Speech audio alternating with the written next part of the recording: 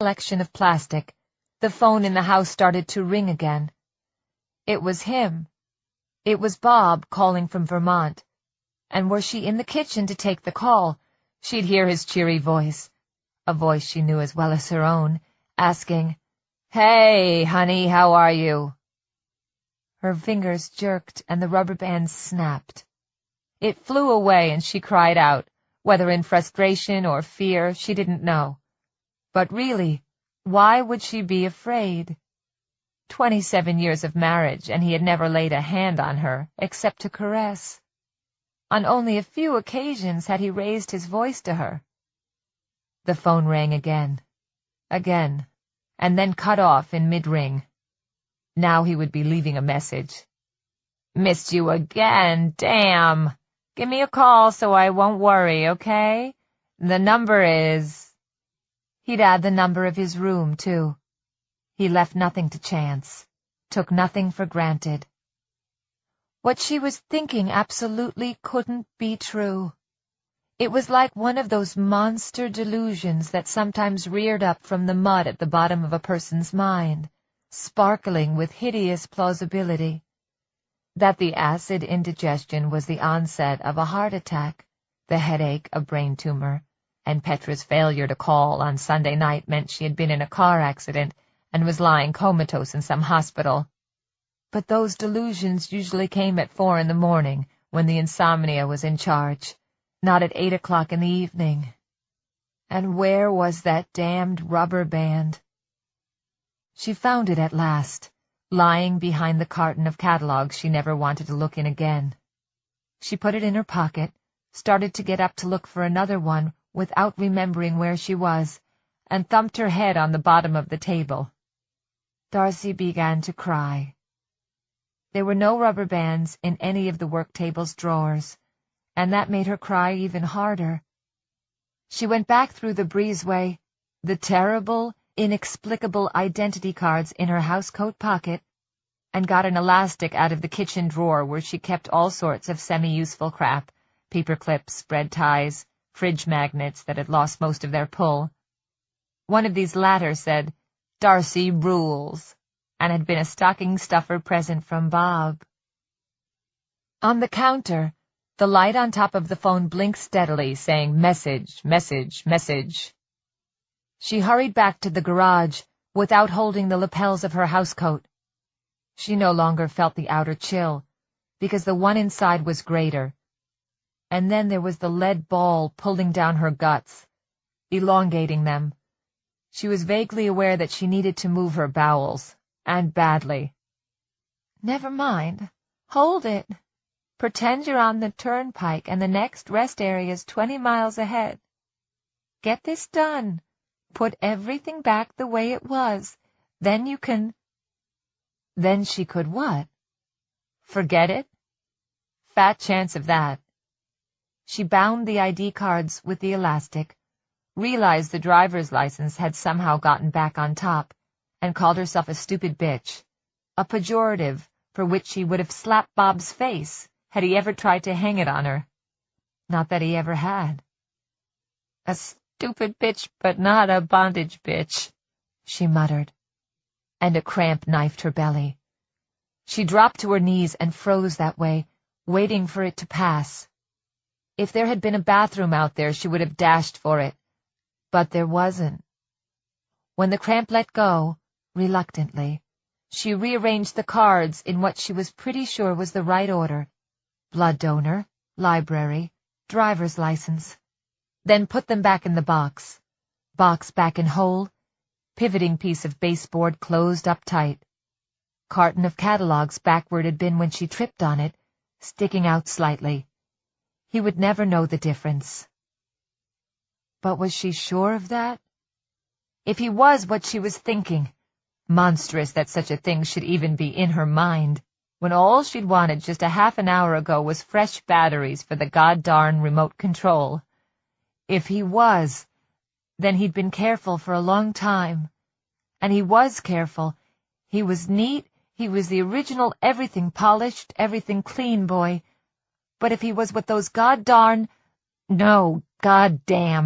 plastic cards seemed to suggest he was, then he must be supernaturally careful, supernaturally watchful, sly. It was a word she had never thought of in connection to Bob until tonight. "No," she told the garage. She was sweating. Her hair was stuck to her face in unlovely spikelets. She was crampy, and her hands were trembling like those of a person with Parkinson's. But her voice was weirdly calm, strangely serene. "No, he's not. It's a mistake. My husband is not Beatty." She went back into the house. 5. She decided to make tea. Tea was calming. She was filling the kettle when the phone began to ring again. She dropped the kettle into the sink. The bong sound made her utter a small scream, then went to the phone, wiping her wet hands on her housecoat. "Calm, calm," she told herself. "If he can keep a secret, so can I. Remember that there's a reasonable explanation for all this." "Oh, really?" "And I just don't know what it is. I need time to think about it, that's all. So calm." She picked up the phone and said brightly, "If that's you, handsome, come right over. My husband's out of town." Bob laughed. "Hey, honey, how are you?" "Upright and sniffing the air. You?" There was a long silence. It felt long, anyway, although it couldn't have been more than a few seconds. In it she heard the somehow terrible whine of the refrigerator and water dripping from the faucet onto the tea kettle she dropped in the sink, the beating of her own heart, that last sound seeming to come from her throat and ears rather than her chest. They had been married so long that they had become almost exquisitely attuned to each other. Did that happen in every marriage? She didn't know. She only knew her own. Except now she had to wonder if she even knew that one. "You sound funny," he said. "All thick in the voice. Is everything okay, sweetie?" She should have been touched. Instead, she was terrified. Marjorie Duval. The name did not just hang in front of her eyes. It seemed to blink on and off like a neon bar sign. For a moment she was speechless, and to her horror, the kitchen she knew so well was wavering in front of her as more tears rose in her eyes. That crampy heaviness was back in her bowels, too. Marjorie Duval, A positive, 17 Honey Lane. As in, "Hey, hun, how's life been treating you? Are you upright and sniffing the air?" "I was thinking about Brandolin," she heard herself say. "Oh, baby," he said, and the sympathy in his voice was all Bob. She knew it well. Hadn't she leaned on it time after time since 1984? Even before, when they'd still been courting, and she came to understand that he was the one. Sure she had, as he had leaned on her. The idea that such sympathy could be nothing but sweet icing on a poison cake was insane. The fact that she was at this moment lying to him was even more insane. If that was, there were degrees of insanity. Or maybe insane was like unique, and there was no comparative or superlative form. And what was she thinking? In God's name, what? But he was talking, and she had no idea what he'd just said. "Run that past me again. I was reaching for the tea." Another lie. Her hands were shaking too badly to reach for anything but a small, plausible one, and her voice wasn't shaking. At least she didn't think it was. "I said, what got that going?" "Donnie called and asked after his sister. It got me thinking about mine. I went out and walked around for a while. I got sniffling, although some of that was just the cold. You probably heard it in my voice." "Yep, right away," he said. "Listen, I should skip Burlington tomorrow and come back home." She almost cried out, "No!" But that would be exactly the wrong thing to do. That might get him on the road at first light, all solicitude. "You do, and I'll punch you in the eye," she said, and was relieved when he laughed. "Charlie Frady told you that estate sale in Burlington was worth going to, and his contacts are good. His instincts are, too. You've always said so." "Yeah, but I don't like to hear you sounding so low." That he had known, and at once, that something was wrong with her was bad, that she needed to lie about what the trouble was. That was worse. She closed her eyes, saw bad bitch Brenda screaming inside the black hood, and opened them again. "I was low, but I'm not now," she said. "It was just a momentary fugue. She was my sister, and I saw my father bring her home. Sometimes I think about it. That's all." "I know," he said. He did, too. Her sister's death wasn't the reason she'd fallen in love with Bob Anderson, but his understanding of her grief had tightened the connection. Brandolyn Madsen had been struck and killed by a drunk snowmobiler while she was out cross-country skiing. He fled, leaving her body in the woods 1/2 mile from the Madsen house. When Brandy wasn't back by 8 o'clock, a pair of Freeport policemen and the local neighborhood watch had mounted a search party. It was Darcy's father who found her body and carried it home through 1/2 mile of pine woods. Darcy, stationed in the living room, monitoring the phone and trying to keep her mother calm, had been the first to see him. He came walking up the lawn under the harsh glare of a full winter moon, with his breath puffing out in white clouds. Darcy's initial thought, this was still terrible to her, had been of those corny old black-and-white love movies they sometimes showed on TCM, the ones where some guy carries his new bride across the threshold of their happy honeymoon cottage, while 50 violins pour syrup onto the soundtrack. Bob Anderson, Darcy had discovered, could relate in a way many people could not. He hadn't lost a brother or sister. He had lost his best friend. The boy had darted out into the road to grab an errant throw during a game of pickup baseball. Not Bob's throw, at least. No baseball player. He'd been swimming that day. Had been struck by a delivery truck and died in the hospital shortly afterward. This coincidence of old sorrows wasn't the only thing that made their pairing seem special to her, but it was the one that made it feel somehow mystical. Not a coincidence, but a planned thing. "Stay in Vermont, Bobby. Go to the estate sale. I love you for being concerned, but if you come running home, I'll feel like a kid. Then I'll be mad." "Okay, but I'm going to call you tomorrow at 7:30. Fair warning."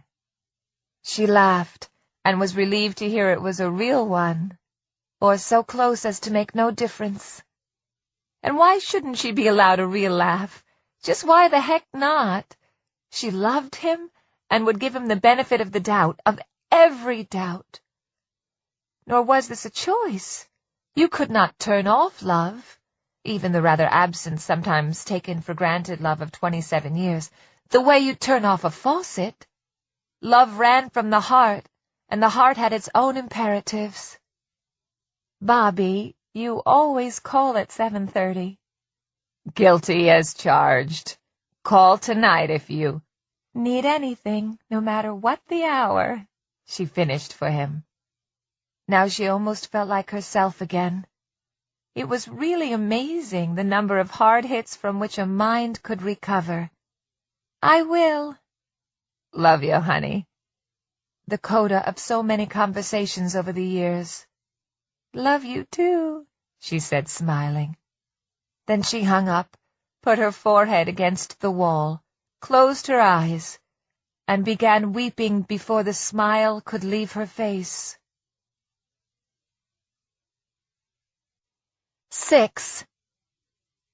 Her computer, an iMac now old enough to look fashionably retro, was in her sewing room. She rarely used it for anything but email and eBay, but now she opened Google and typed in Marjorie Duval's name. She hesitated before adding Beatty to the search, but not long. Why prolong the agony? It would come up anyway, she was sure of it.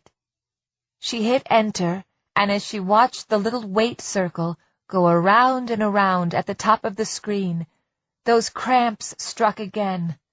She hurried to the bathroom, sat down on the commode, and took care of her business with her face in her hands. There was a mirror on the back of the door, and she didn't want to see herself in it.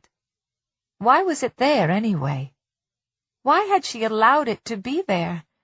Who wanted to watch themselves sitting on the pot, even at the best of times, which this most certainly wasn't? She went back to the computer slowly, dragging her feet like a child who knows she is about to be punished for the kind of thing Darcy's mother had called a big bad. She saw that Google had provided her with over 5 million results for her search. Oh, omnipotent Google, so generous and so terrible. But the first one actually made her laugh. It invited her to follow Marjorie Duval Beatty on Twitter. Darcy felt she could ignore that one. Unless she was wrong, and how wildly grateful that would make her. The Marjorie she was looking for had twittered her last tweet some time ago. The second result was from the Portland Press-Herald, and when Darcy clicked on it, the photograph that greeted her, it felt like a slap, that greeting, was the one she remembered from TV, and probably in this very article, since the Press-Herald was their paper. The article had been published 10 days before and was the lead story. New Hampshire woman may have been Beatty's 11th victim, the headline screamed. And the subhead, police source, we're 90% sure. Marjorie Duval looked a lot prettier in the newspaper picture, a studio shot that showed her posed in classic fashion, wearing a swirly black dress. Her hair was down and looked a much lighter blonde in this photo. Darcy wondered if her husband had provided the picture. She supposed he had. She supposed it had been on their mantel at 17 Honey Lane, or perhaps mounted in the hall, the pretty hostess of the house greeting guests with her eternal smile. Gentlemen prefer blondes because they get tired of squeezing them blackheads. One of Bob's sayings. She had never much liked that one, and hated having it in her head now. Marjorie Duval had been found in a ravine 6 miles from her house in South Gansett, just over the North Conway town line. The county sheriff speculated that the death had probably resulted from strangulation, but he couldn't say for sure. That was up to the county medical examiner. He refused to speculate further or answer any other questions. But the reporter's unnamed source, whose information was at least semi-validated by being close to the investigation, said that Duval had been bitten and sexually molested in a manner consistent with the other Beatty killings. Which was a natural transition to a complete recap of the previous murders. The first had occurred in 1977. There had been 2 in 1978, another in 1980, and then 2 more in 1981. 2 of the murders had occurred in New Hampshire, 2 in Massachusetts, the 5th and 6th in Vermont. After that, there had been a hiatus of 16 years. The police assumed that one of 3 things had happened. Beatty had moved to another part of the country and was pursuing his hobby there. Beatty had been arrested for some other unrelated crime and was in prison, or Beatty had killed himself. The one thing that wasn't likely, according to a psychiatrist the reporter had consulted for his story, was that Beatty had just gotten tired of it. These guys don't get bored, the psychiatrist said. It's their sport, their compulsion. More than that, it's their secret life. Secret life. What a poison bonbon that phrase was. Beatty's 6th victim had been a woman from Barrie, uncovered in a snowdrift by a passing plow just a week before Christmas. Such a holiday that must have been for her relatives, Darcy thought. Not that she'd had much of a Christmas herself that year. Lonely, away from home, a fact wild horses wouldn't have dragged from her mouth when talking to her mother. Working at a job she wasn't sure she was qualified for, even after 18 months and 1 merit raise. She had felt absolutely no spirit of the season. She had acquaintances, the Margarita girls, but no real friends. She wasn't good when it came to making friends, never had been. Shy was the kind word for her personality. Introverted, probably a more accurate one. Then Bob Anderson had walked into her life with a smile on his face. Bob, who had asked her out and wouldn't take no for an answer. Not 3 months after the plow had uncovered the body of Beatty's last early cycle victim, that must have been. They fell in love, and Beatty stopped for 16 years. Because of her? Because he loved her? Because he wanted to stop doing big bads? Or just a coincidence? It could be that. Nice try, but the IDs she found squirreled away in the garage made the idea of coincidence seem a lot less likely. Beatty's 7th victim, the first of what the paper called the new cycle, had been a woman from Waterville, Maine, named Stacy Moore. Her husband found her in the cellar upon returning from Boston, where he and 2 friends had taken in a couple of Red Sox games. August of 1997 this had been. Her head had been stuffed into a bin of the sweet corn the Moores sold at their roadside Route 106 farm stand. She was naked, her hands bound behind her back, her buttocks and thighs bitten in a dozen places. 2 days later, Stacy Moore's driver's license and Blue Cross card, bound with a rubber band, had arrived in Augusta, addressed in block printing to Boob Attorney General, Department of Criminal Investigation. There was also a note. "Hello, I'm back. Beatty." This was a packet the detectives in charge of the Moore murder recognized at once. Similar selected bits of ID and similar cheerful notes had been delivered following each of the previous killings. He knew when they were alone. He tortured them, principally with his teeth. He raped or sexually molested them. He killed them. He sent their identification to some branch of the police weeks or months later, taunting them with it. To make sure he gets the credit, Darcy thought dismally. There had been another Beatty murder in 2004, the 9th and 10th in 2007. Those 2 were the worst, because one of the victims had been a child.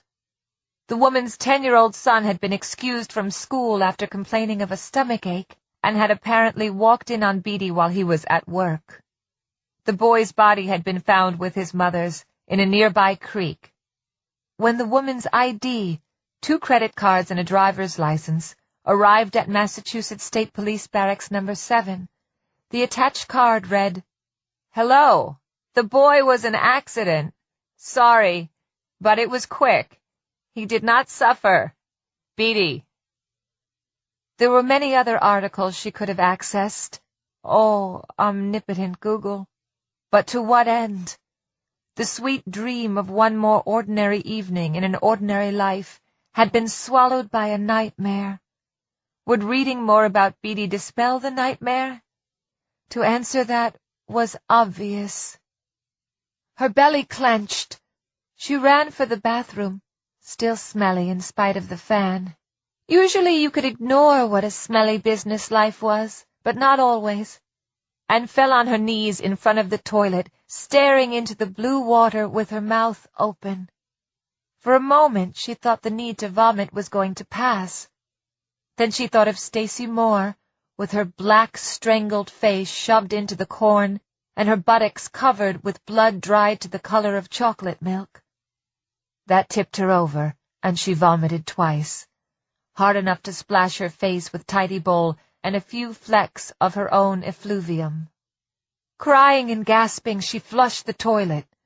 The porcelain would have to be cleaned, but for now she only lowered the lid and laid her flushed cheek on its cool beige plastic. What am I going to do?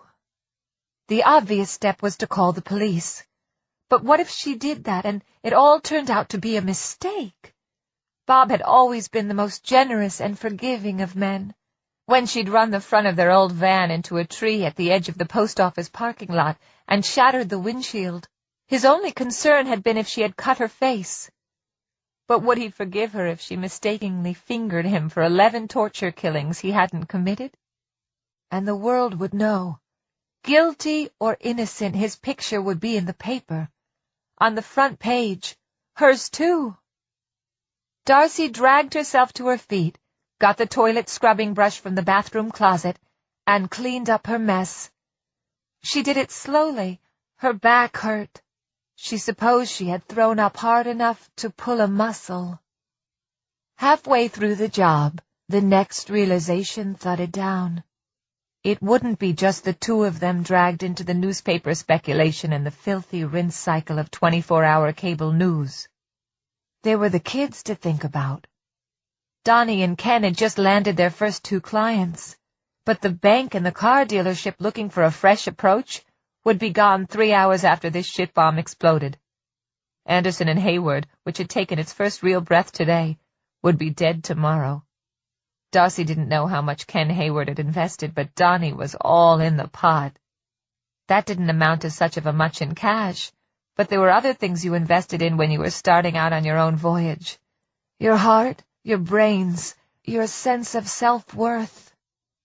Then there were Petra and Michael, probably at this very moment with their heads together making more wedding plans, unaware that a 2-ton safe was dangling above them on a badly frayed cord. Pets had always idolized her father. What would it do to her if she found out that the hands which had once pushed her on that backyard swing were the same hands that had strangled the life out of 11 women? That the lips which had kissed her goodnight were hiding teeth that had bitten 11 women, in some cases all the way down to the bone? Sitting at her computer again, a terrible newspaper headline rose in Darcy's mind. It was accompanied by a photograph of Bob in his neckerchief, absurd khaki shorts, and long socks. It was so clear it could already have been printed. Mass murderer Beatty led Cub Scouts for 17 years. Darcy clapped a hand over her mouth. She could feel her eyes pulsing in their sockets.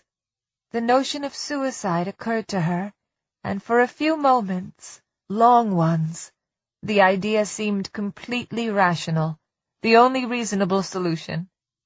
She could leave a note, saying she'd done it because she was afraid she had cancer. Or early-onset Alzheimer's, that was even better. But suicide cast a deep shadow over families, too. And what if she was wrong? What if Bob had just found that ID packet by the side of the road or something? "Do you know how unlikely that is?" Smart Darcy sneered. "Okay, yes.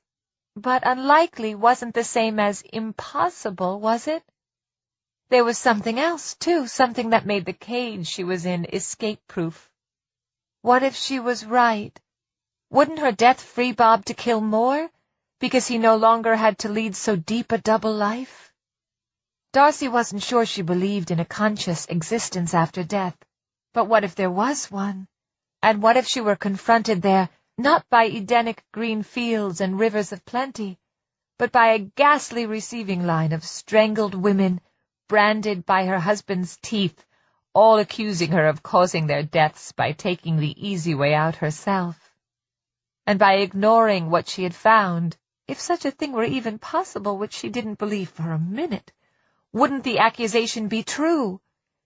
Did she really think she could condemn more women to horrible deaths just so her daughter could have a nice June wedding? She thought, "I wish I was dead." But she wasn't. For the first time in years, Darcy Madsen Anderson slipped from her chair onto her knees and began to pray. It did no good. The house was empty except for her.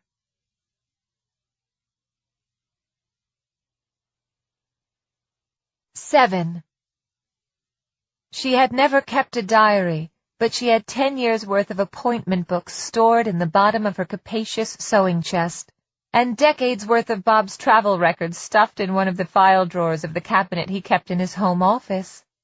As a tax accountant, and one with his own duly incorporated side business to boot, he was meticulous when it came to record-keeping, taking every deduction, tax credit, and cent of automotive depreciation he could. She stacked his files beside her computer, along with her appointment books. She opened Google and forced herself to do the research she needed, noting the names and dates of death. Some of these were necessarily approximate of Beatty's victims. Then, as the digital clock on her computer's control strip marched soundlessly past 10 p.m., she began the laborious work of cross-checking. She would have given a dozen years of her life to find something that would have indisputably eliminated him from even one of the murders, but her appointment books only made things worse.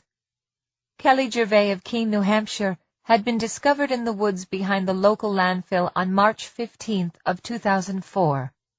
According to the medical examiner, she had been dead 3 to 5 days.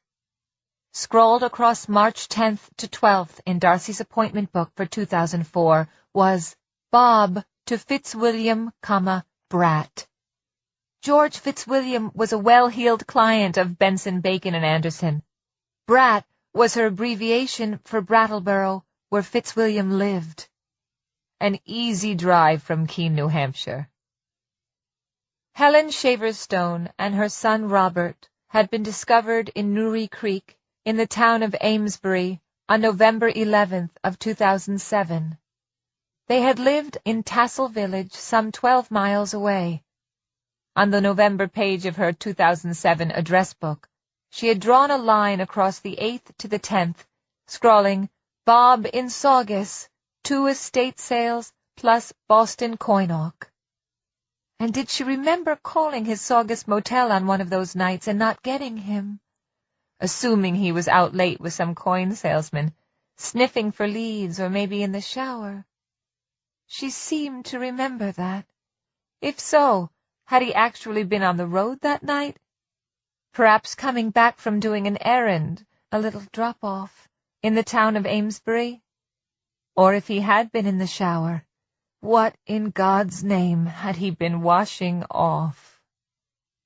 She turned to his travel records and vouchers as the clock on the control strip passed 11 and started climbing toward midnight, the witching hour when the graveyards reputedly yawned. She worked carefully and stopped often to double-check. The stuff from the late 70s was spotty and not much help. He hadn't been much more than your basic office drone in those days, but everything from the 80s was there, and the correlations she found for the Beatty murders in 1980 and 1981 were clear and undeniable. He had been traveling at the right times and in the right areas. And smart Darcy insisted if you found enough cat hairs in a person's house, you pretty much had to assume there was a feline on the premises somewhere. So what do I do now? The answer seemed to be, carry her confused and frightened head upstairs. She doubted if she could sleep, but at least she could take a hot shower and then lie down. She was exhausted. Her back ached from throwing up, and she stank of her own sweat.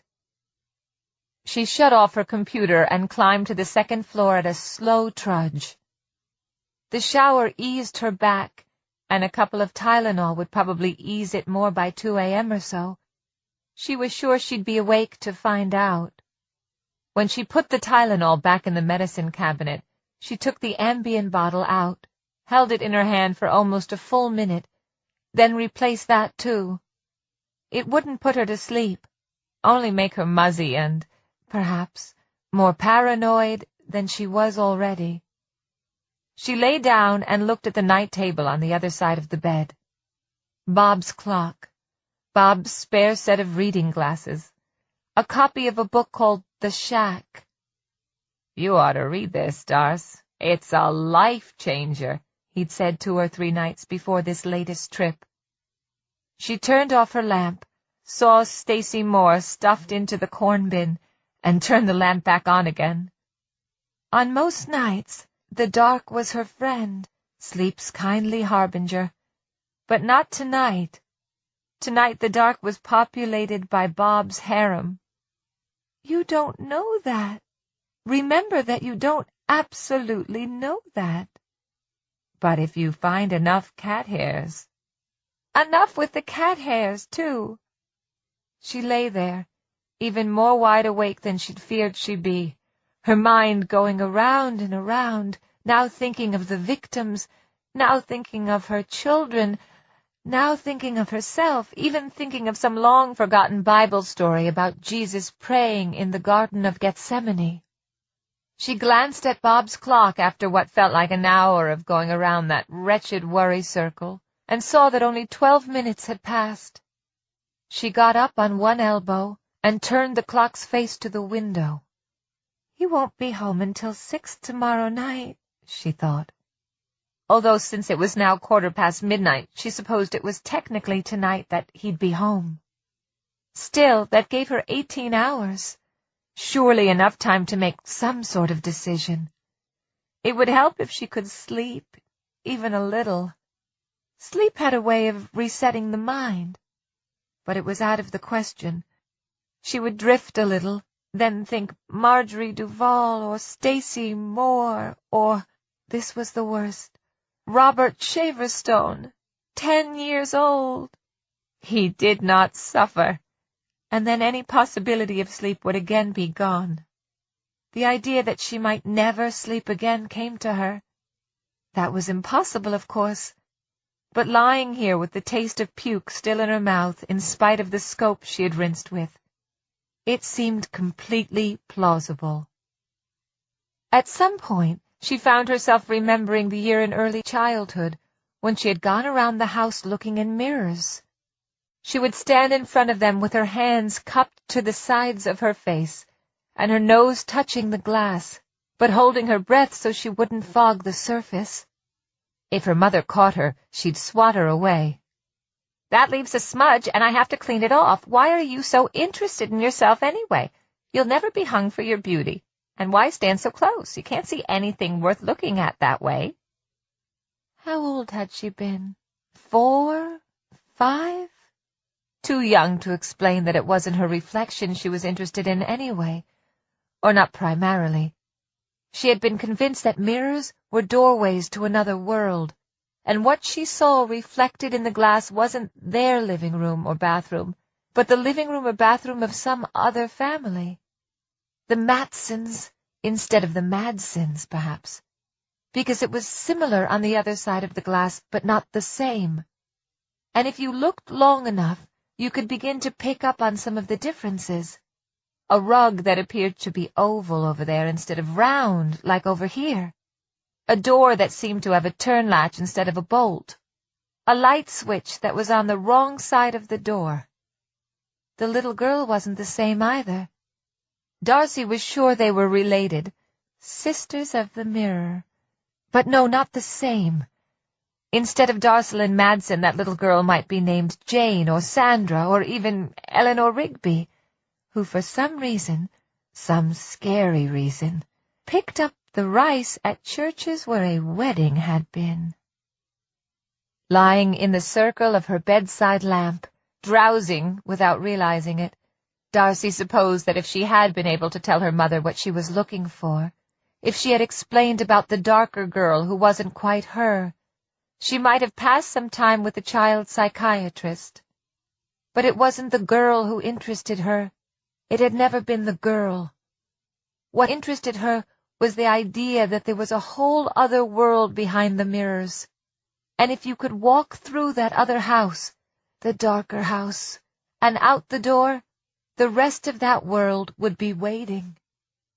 Of course, this idea had passed and, aided by a new doll, which she had named Mrs. Butterworth after the pancake syrup she loved, and a new dollhouse, she had moved on to the more acceptable little girl fantasies, cooking, cleaning, shopping, scolding the baby, changing for dinner.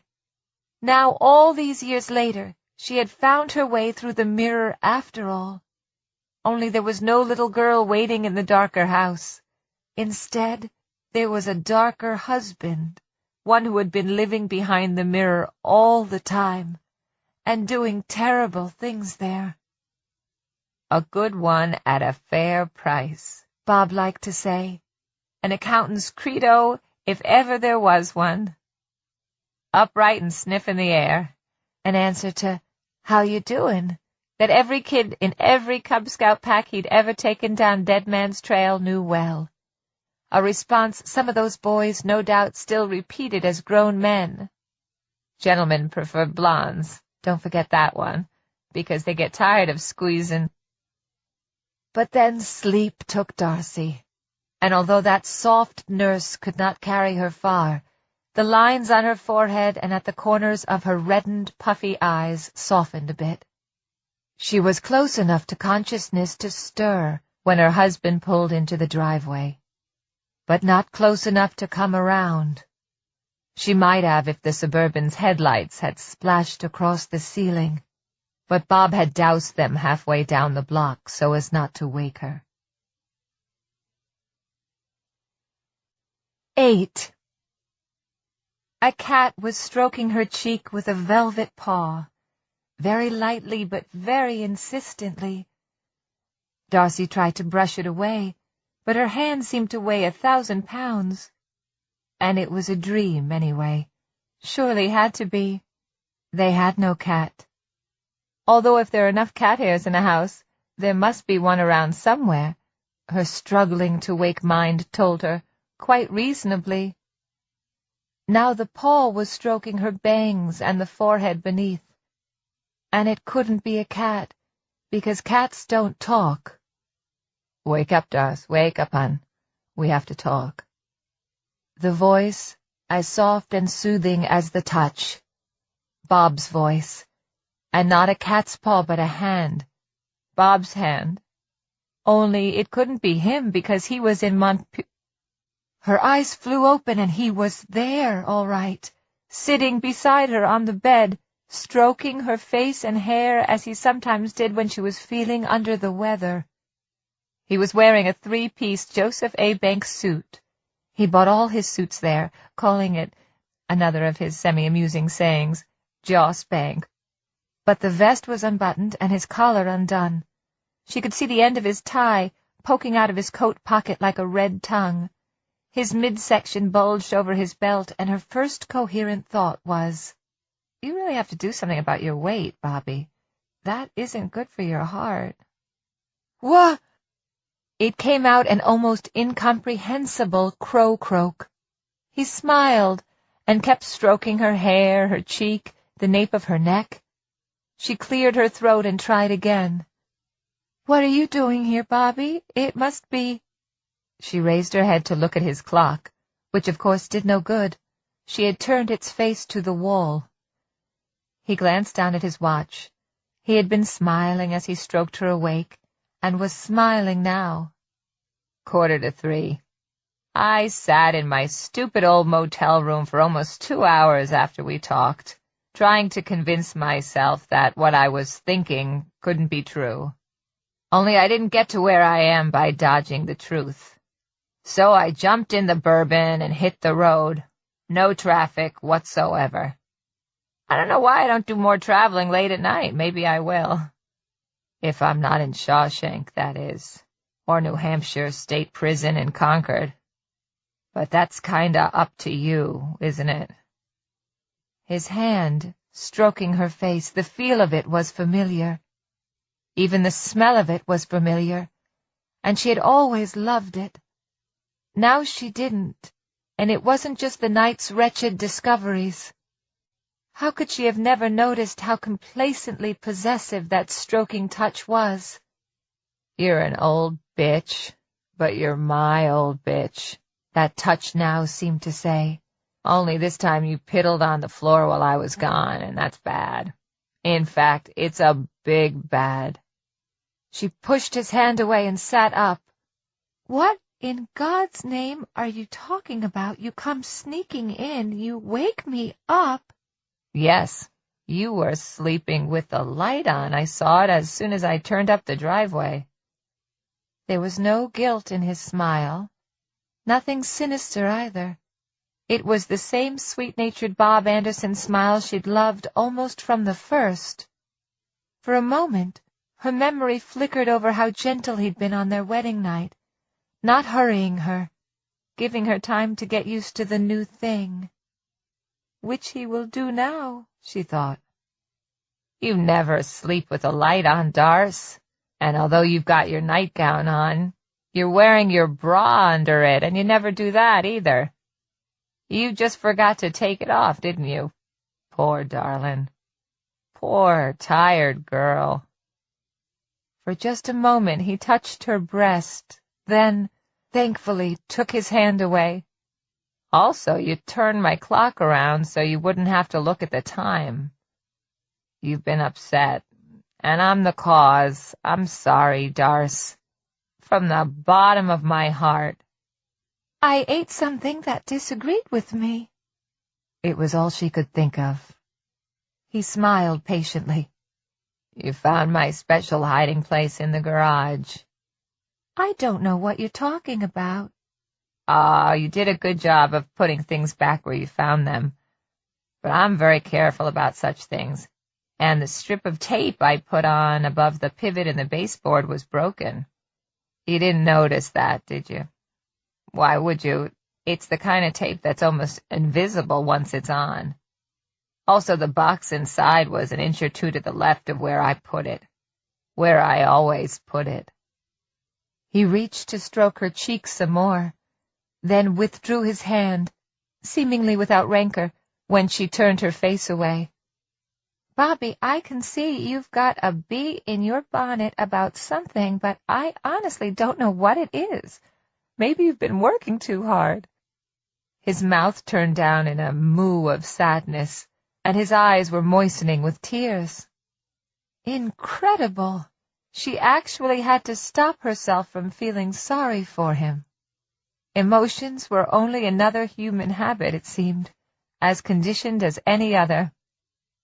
I guess I always knew this day would come. I haven't got the slightest idea what you're talking about. He sighed. I had a long ride back to think about this, honey. And the longer I thought, the harder I thought, the more it seemed like there was really only one question that needed an answer. WWDD. I don't... Hush, he said, and put a gentle finger on her lips. She could smell soap. He must have showered before he left the motel, a very Bob-like thing to do. I'll tell you everything. I'll make a clean breast. I think that, down deep, I've always wanted you to know. He'd always wanted her to know. Dear God! There might be worse things waiting, but this was easily the most terrible thing so far. I don't want to know. Whatever it is you've got stuck in your head, I don't want to know. I see something different in your eyes, honey, and I've gotten very good at reading women's eyes. I've become something of an expert. WWDD stands for, What Would Darcy Do? In this case, what would Darcy do if she found my special hiding place and what's inside my special box? I've always loved that box, by the way, because you gave it to me. He leaned forward and planted a quick kiss between her brows. His lips were moist. For the first time in her life, the touch of them on her skin revolted her, and it occurred to her that she might be dead before the sun came up, because dead women told no tales. Although, she thought, he'd try to make sure I didn't suffer. First I asked myself if the name Marjorie Duval would mean anything to you. I would have liked to answer that question with a big old no. But sometimes a fella has to be a realist. You're not the world's #1 news junkie, but I've lived with you long enough to know that you follow the main stories on TV and in the newspaper. I thought you'd know the name, and even if you didn't, I thought you'd recognize the picture on the driver's license, because I said to myself, Won't she be curious as to why I have those ID cards? Women are always curious. Look at Pandora. Or Bluebeard's wife, she thought. The woman who peeked into the locked room and found the severed heads of all her predecessors in matrimony. Bob, I swear to you, I don't have any idea what you're talking. So the first thing I did when I came in was to boot up your computer, open Firefox, that's the web browser you always use, and check the history. The what? He chuckled as if she'd gotten off an exceptionally witty line. You don't even know. I didn't think you did, because every time I check, everything's there. You never clear it. And he chuckled again, as a man will do when a wife exhibits a trait he finds particularly endearing. Darcy felt the first thin stirrings of anger. Probably absurd, given the circumstances, but there it was. You check my computer? You sneak! You dirty sneak! Of course I check. I have a very bad friend who does very bad things. A man in a situation like that has to keep current with those closest to him. Since the kids left home, that's you and only you. Bad friend? A bad friend who does bad things. Her head was swimming, but one thing seemed all too clear. Further denials would be useless. She knew, and he knew she did. You haven't just been checking on Marjorie Duval. She heard no shame or defensiveness in his voice, only a hideous regret that it should have come to this. You've been checking on all of them. Then he laughed and said, Whoops! She sat up against the headboard, which pulled her slightly away from him. That was good. Distance was good. All those years she'd lain with him hip to hip and thigh to thigh, and now distance was good. What bad friend? What are you talking about? He cocked his head to one side, Bob's body language for, I find you dense, but amusingly so. Brian. At first, she had no idea who he was talking about and thought it must be someone from work. Possibly an accomplice. It didn't seem likely on the face of it. She would have said Bob was as lousy at making friends as she was.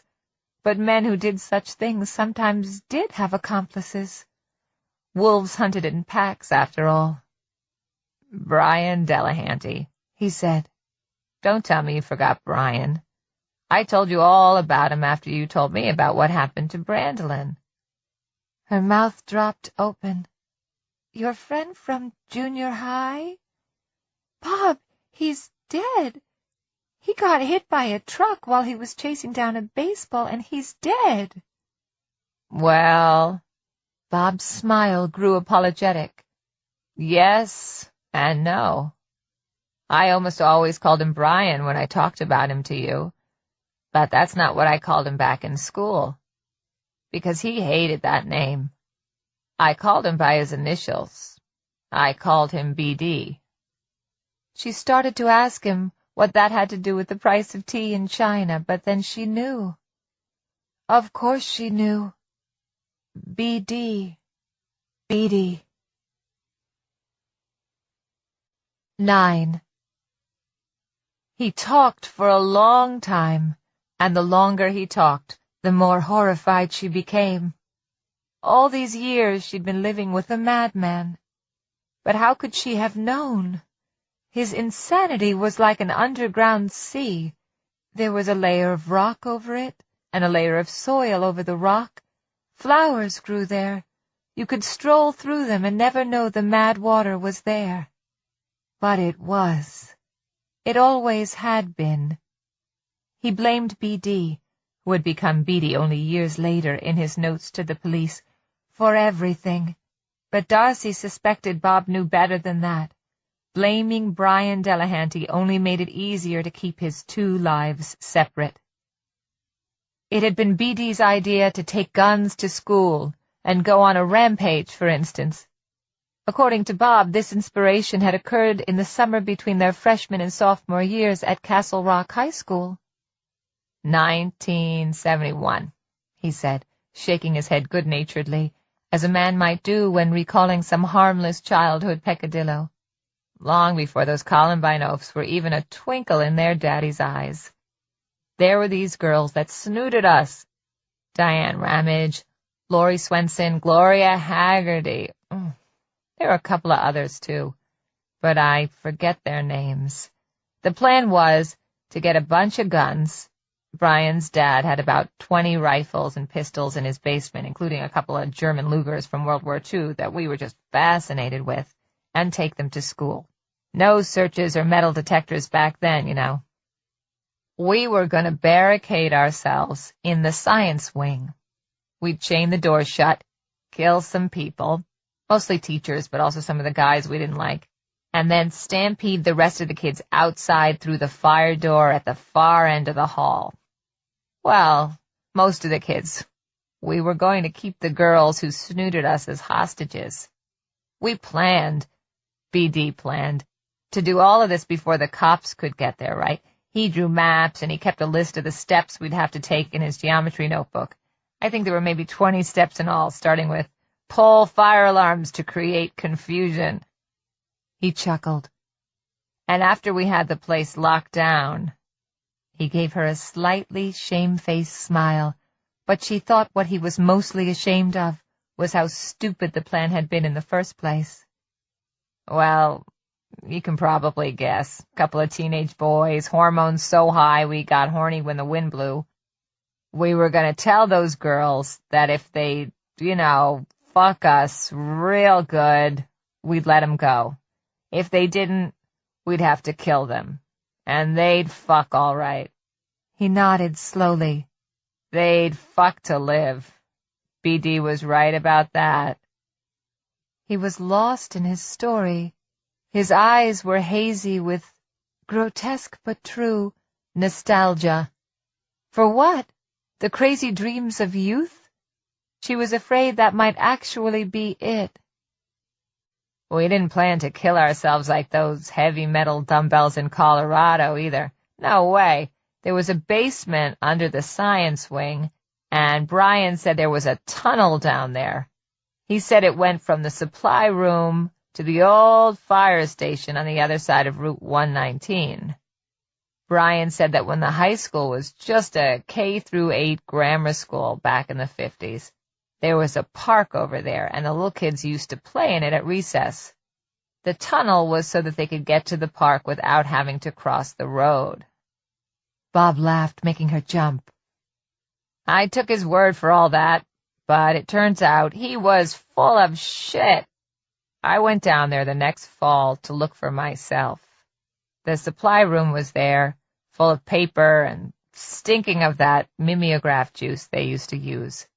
But if there was a tunnel, I never found it, and even back then I was very thorough. I don't know if he was lying to both of us or just to himself. I only know that there was no tunnel. We would have been trapped upstairs, and who knows, we might have killed ourselves after all. You never know what a 14-year-old's gonna do you? They roll around like unexploded bombs. You're not unexploded anymore, she thought. Are you, Bob? We probably would have chickened out anyway, but maybe not. Maybe we would have tried to go through with it. BD got me all excited, talking about how we were going to feel them up first, then make them take off each other's clothes. He looked at her earnestly. Yes, I know how it sounds. Just boys, jack-off fantasies, but those girls really were snoots. You tried to talk to them, they'd laugh and walk away, then stand in the corner of the calf, the bunch of them, looking us over and laughing some more. So you really couldn't blame us, could you? He looked at his fingers, drumming restlessly on his suit pants, where they stretched tight over his thighs, then back up at Darcy. The thing you have to understand, that you really have to see, is how persuasive Brian was. He was lots worse than me. He really was crazy. Plus, it was a time when the whole country was rioting, don't forget, and that was part of it, too. I doubt it, she thought. The amazing thing was how he made it sound almost normal, as if every adolescent boy's sexual fantasies involved rape and murder. Probably he believed that, just as he had believed in Brian Delahanty's mythical escape tunnel. Or had he? How could she know? She was, after all, listening to the recollections of a lunatic. It was just hard to believe that, still, because the madman was Bob, her Bob. Anyway, he said, shrugging, it never happened. That was the summer Brian ran into the road and got killed. There was a reception at his house after the funeral, and his mother said I could go up to his room and take something if I wanted. As a souvenir, you know. And I did want to. You bet I did. I took his geometry notebook so nobody would go leafing through it and come across his plans for the great Castle Rock shootout and fuck party. That's what he called it, you know. Bob laughed ruefully. If I was a religious fella, I'd say God save me from myself. And who knows if there isn't some fate that has its own plan for us. And this fate's plan for you was for you to torture and kill women? Darcy asked. She couldn't help herself. He looked at her reproachfully. They were snoots, he said, and raised a teacherly finger. Also, it wasn't me. It was Beatty who did that stuff. And I say did for a reason, Darce. I say did instead of does, because all that's behind me now. Bob, your friend Beatty is dead. He's been dead for almost 40 years. You must know that. I mean, on some level, you must. He tossed his hands in the air, a gesture of good-natured surrender. Do you want to call it guilt avoidance? That's what a shrink would call it, I suppose, and it's fine if you do. But Darcy, listen. He leaned forward and pressed a finger to her forehead between her eyebrows. Listen and get this through your head. It was Brian. He infected me with, well, certain ideas. Let's say that. Some ideas, once you get them in your head, you can't unthink them. You can't put the toothpaste back in the tube. He clapped his hands together, almost making her scream. That's it exactly. You can't put the toothpaste back in the tube. Brian was dead, but the ideas were alive. Those ideas, getting women, doing whatever to them, whatever crazy idea came into your head, they became his ghost. His eyes shifted upward and to the left when he said this. She had read somewhere that this meant the person who was talking was telling a conscious lie. But did it matter if he was, or which one of them he was lying to? She thought not. I won't go into the details, he said. It's nothing for a sweetheart like you to hear, and like it or not, I know you don't right now. You're still my sweetheart. But you have to know, I fought it. For 7 years, I fought it. But those ideas, Brian's ideas, kept growing inside my head until finally I said to myself, I'll try it once, just to get it out of my head, to get him out of my head. If I get caught, I get caught. At least I'll stop thinking about it, wondering about it, what it would be like. You're telling me it was a male exploration, she said dully. Well, yes, I suppose you could say that. Or like trying a joint just to see what all the shouting was about. He shrugged modestly, boyishly. Kinda. It wasn't an exploration, Bobby. It wasn't trying a joint. It was taking a woman's life. She had seen no guilt or shame. Absolutely none. He appeared incapable of those things. It seemed the circuit breaker that controlled them had been fried, perhaps even before birth. But now he gave her a sulky, put-upon look, a teenager's you-don't-understand-me look. Darcy, they were snoots. She wanted a glass of water, but she was afraid to get up and go into the bathroom. She was afraid he would stop her. And what would come after that? What then? Besides, he resumed, I didn't think I'd get caught, not if I was careful and made a plan. Not a half-baked and horny 14-year-old boy's plan, you know, but a realistic one. And I realized something else, too. I couldn't do it myself. Even if I didn't screw up out of nervousness, I might out of guilt, because I was one of the good guys. That's how I saw myself. And believe it or not, I still do. And I have the proof, don't I? A good home, a good wife, 2 beautiful children who are all grown up and starting their own lives. And I give back to the community. That's why I took the town treasurer's job for 2 years, gratis. That's why I work with Vinnie Eschler every year to put on the Halloween blood drive. You should have asked Marjorie Duval to give, Darcy thought. She was A-positive. Then, puffing out his chest slightly, a man nailing down his argument with one final, irrefutable point, he said, That's what the Cub Scouts are about. You thought I'd quit when Donnie went on to Boy Scouts. I know you did. Only I didn't.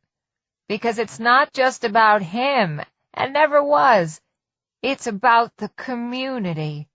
It's about giving back. Then give Marjorie Duval back her life. Or Stacey Moore. Or Robert Shaverstone. That last one got through. He winced as if she had struck him. The boy was an accident. He wasn't supposed to be there. But you being there wasn't an accident? It wasn't me, he said, then added the ultimate surreal absurdity. I'm no adulterer. It was BD. It's always BD. It was his fault for putting those ideas in my head in the first place. I never would have thought of them on my own. I signed my notes to the police with his name just to make that clear. Of course, I changed the spelling because I sometimes called him BD back when I first told you about him. You might not remember that, but I did. She was impressed by the obsessive lengths he'd gone to. No wonder he hadn't been caught. If she hadn't stubbed her toe on that damned carton. None of them had any relation to me or my business. Either of my businesses. That would be very bad. Very dangerous. But I travel a lot, and I keep my eyes open. BD, the BD inside, he does too. We watch out for the snooty ones, you can always tell. They wear their skirts too high and show their bra straps on purpose. They entice men. That's Stacey Moore, for instance. You read about her, I'm sure. Married, but that didn't keep her from brushing her titties against me. She worked as a waitress in a coffee shop, the Sunny Side in Waterville. I used to go up there to Mickelson's Coins, remember? You even went with me a couple of times when Pets was at Colby. This was before George Mickelson died and his son sold off all the stock so he could go to New Zealand or somewhere. That woman was all over me, Darce. Always asking me if I wanted a warm-up on my coffee and saying stuff like, how about those Red Sox? Bending over, rubbing her titties on my shoulder, trying her best to get me hard. Which she did, I admit it. I'm a man with a man's needs, and although you never turned me away or said no, well, rarely, I'm a man with a man's needs, and I've always been highly sexed. Some women sense that and like to play on it. It gets them off. He was looking down at his lap with dark, musing eyes. Then something else occurred to him, and his head jerked up. His thinning hair flew, then settled back. Always smiling. Red lipstick and always smiling. Well, I recognize smiles like that. Most men do. Ha-ha, I know you want it. I can smell it on you, but this little rub's all you're gonna get, so deal with it. I could deal with it, but not BD. Not him. He shook his head slowly. There are lots of women like that. It's easy to get their names. Then you can trace them down on the internet. There's a lot of information if you know how to look for it, and accountants know how. I've done that. Dozens of times. Maybe even 100. You could call it a hobby, I guess. You could say I collect information as well as coins. Usually it comes to nothing. But sometimes BD will say, "She's the one you want to follow through on, Bobby. That one right there. We'll make the plan together, and when the time comes, you just let me take over." And that's what I do. He took her hand and folded her limp and chilly fingers into his. You think I'm crazy. I can see it in your eyes, but I'm not, honey. It's BD who's crazy. Or Beatty, if you like his for the public name better. By the way, if you read the stories in the paper, you know I purposely put a lot of misspellings in my notes to the police. I even misspell the addresses. I keep a list of misspellings in my wallet so that I'll always do it the same way. It's misdirection. I want them to think Beatty's dumb. Illiterate, anyway. And they do. Because they're dumb. I've only been questioned a single time, years ago, and that was as a witness. About 2 weeks after BD killed the Moore woman, an old guy with a limp, semi-retired, told me to give him a call if I remembered anything. I said I would. That was pretty rich. He chuckled soundlessly, as he sometimes did when they were watching Modern Family or 2.5 Men. It was a way of laughing that had, until tonight, always heightened her own amusement. You want to know something, Darce? If they caught me dead to rights, I'd admit it. At least I guess I would. I don't think anybody knows 100% for sure what they do in a situation like that. But I couldn't give them much of a confession, because I don't remember much about the actual, acts. Beatty does them, and I kind of, I don't know, go unconscious, get amnesia, some damn thing. Oh, you liar, she thought. You remember everything. It's in your eyes. It's even in the way your mouth turns down at the corners. And now everything's in Darcellin's hands. He raised one of her hands to his lips and kissed the back of it as if to emphasize this point. You know that old punchline, the one that goes, I could tell you, but then I'd have to kill you. That doesn't apply here. I could never kill you. Everything I do, everything I've built, modest as it would look to some people, I guess I've done and built for you. For the kids, too, of course, but mostly for you. You walked into my life, and do you know what happened? You stopped, she said. He broke into a radiant grin. For over 20 years. 16, she thought, but didn't say. For most of those years, when we were raising the kids and struggling to get the coin business off the ground, although that was mostly you, I was racing around New England doing taxes and setting up foundations. You were the one who made it work, she said, and was a little shocked by what she heard in her voice. Calmness and warmth. You were the one with the expertise. He looked almost touched enough to start crying again, and when he spoke his voice was husky. Thank you, hon. It means the world to hear you say that. You saved me, you know, in more ways than one. He cleared his throat. For 12 years, BD never made a peep. I thought he was gone, I honestly did. But then he came back, like a ghost. He seemed to consider this, then nodded his head very slowly. That's what he is. A ghost. A bad one. He started pointing out women when I was traveling. Look at that one. She wants to make sure you see her nipples, but if you touch them, she'd call the police and then laugh with her friends when they took you away. Look at that one, licking her lips with her tongue. She knows you'd like her to put it in your mouth, and she knows you know she never will. Look at that one showing off her panties when she gets out of her car, and if you think that's an accident, you're an idiot. She's just one more snoot who thinks she'll never get what she deserves. He stopped, his eyes once more dark and downcast.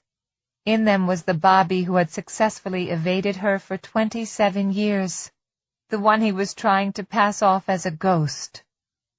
When I started to have those urges, I fought them.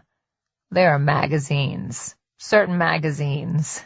I bought them before we got married, and I thought if I did that again, or certain sites on the internet, I thought I could, I don't know, substitute fantasy for reality, I guess you'd say. But once you've tried the real thing, fantasy isn't worth a damn. He was talking, Darcy thought, like a man who had fallen in love with some expensive delicacy. Caviar, truffles, Belgian chocolates. But the point is, I stopped. For all those years, I stopped. And I could stop again, Darcy, this time for good. If there's a chance for us, if you could forgive me and just turn the page. He looked at her, earnest and wet-eyed. Is it possible you could do that? She thought of a woman buried in a snowdrift, her naked legs exposed by the careless swipe of a passing plough. Some mother's daughter, once the apple of some father's eye as she danced clumsily across a grammar school stage in a pink tutu. She thought of a mother and son discovered in a freezing creek, their hair rippling in the black ice-edged water. She thought of the woman with her head in the corn. I'd have to think about it, she said, very carefully. He grasped her by the upper arms and leaned toward her. She had to force herself not to flinch and to meet his eyes. They were his eyes, and they weren't. Maybe there's something to that ghost business after all, she thought. This isn't one of those movies where the psycho husband chases his screaming wife all around the house. If you decide to go to the police and turn me in, I won't lift a finger to stop you. But I know you've thought about what it would do to the kids. You wouldn't be the woman I married if you hadn't thought about that. What you might not have thought about is what it would do to you. Nobody would believe that you were married to me all these years and never knew, or at least suspected. You'd have to move away and live on what savings there are, because I've always been the breadwinner, and a man can't win bread when he's in jail. You might not even be able to get at what there is, because of the civil suits. And of course the kids. Stop it! Don't talk about them when you talk about this. Don't you ever! He nodded humbly, still holding lightly to her forearms. I beat BD once. I beat him for 20 years. 16, she thought again. 16, and you know it. And I can beat him again. With your help, Darce, with your help, I can do anything. Even if he were to come back in another 20 years. So what? Big deal. I'd be 73. Hard to go snoot hunting when you're shuffling around in a walker. He laughed cheerily at this absurd image, then sobered again. But now listen to me carefully. If I were ever to backslide, even one single time, I'd kill myself. The kids would never know. They'd never have to be touched by that, stigma, because I'd make it look like an accident.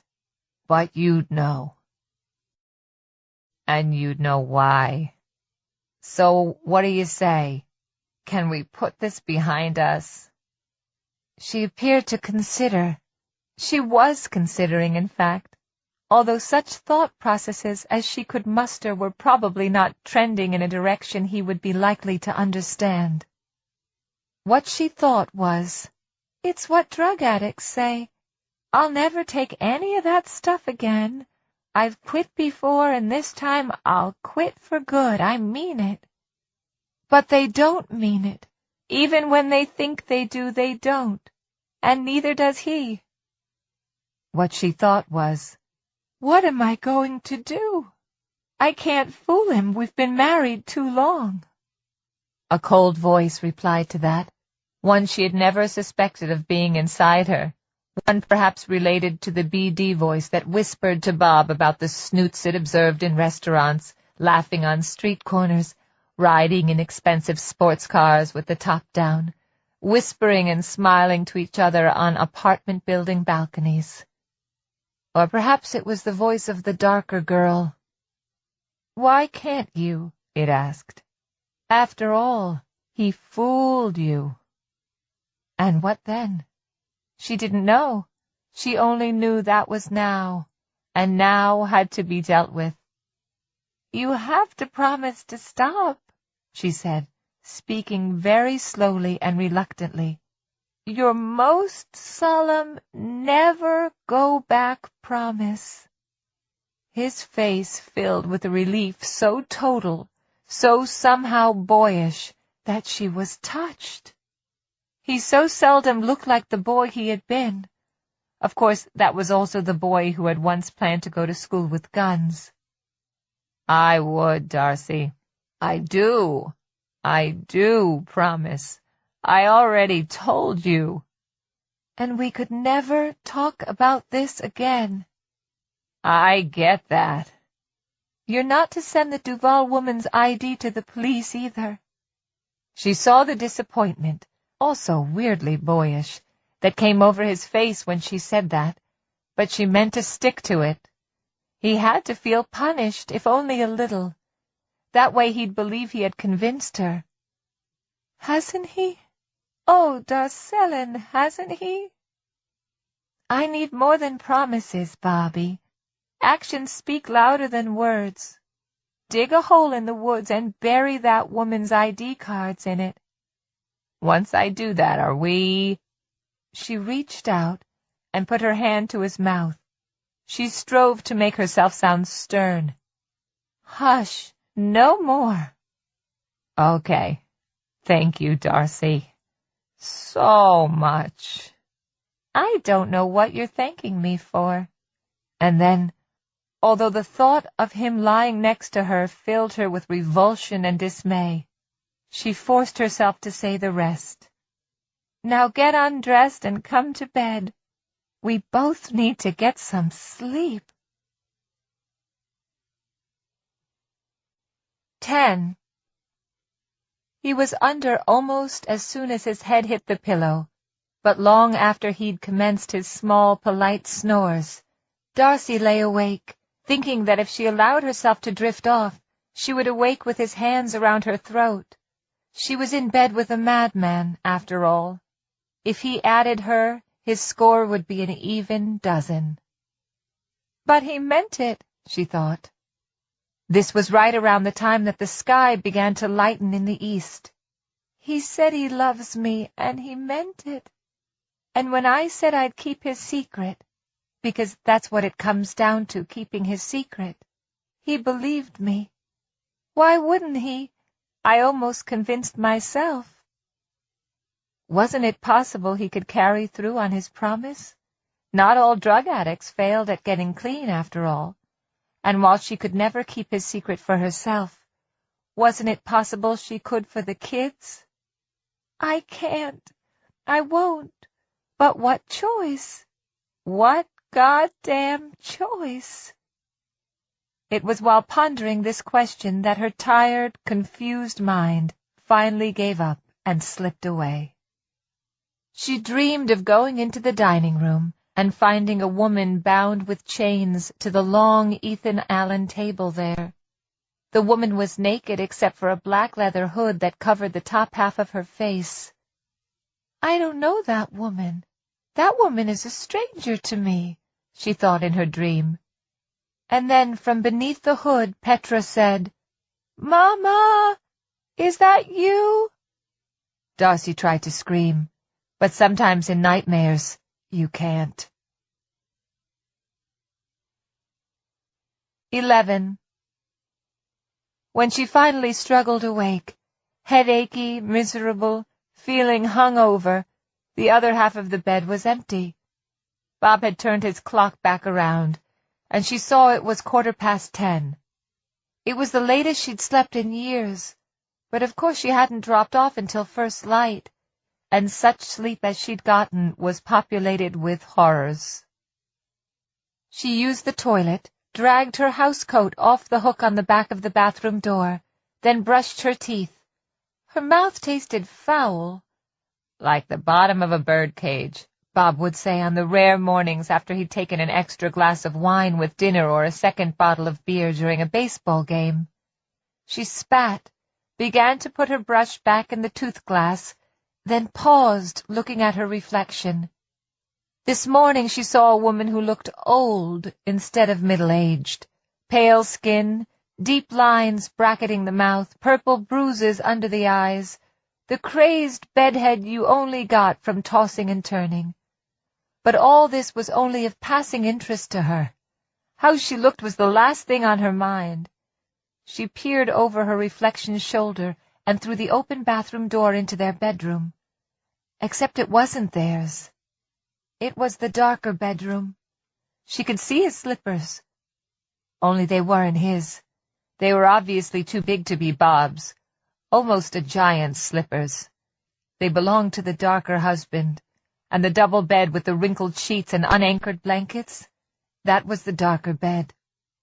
She shifted her gaze back to the wild-haired woman with the bloodshot, frightened eyes, the darker wife in all her raddled glory.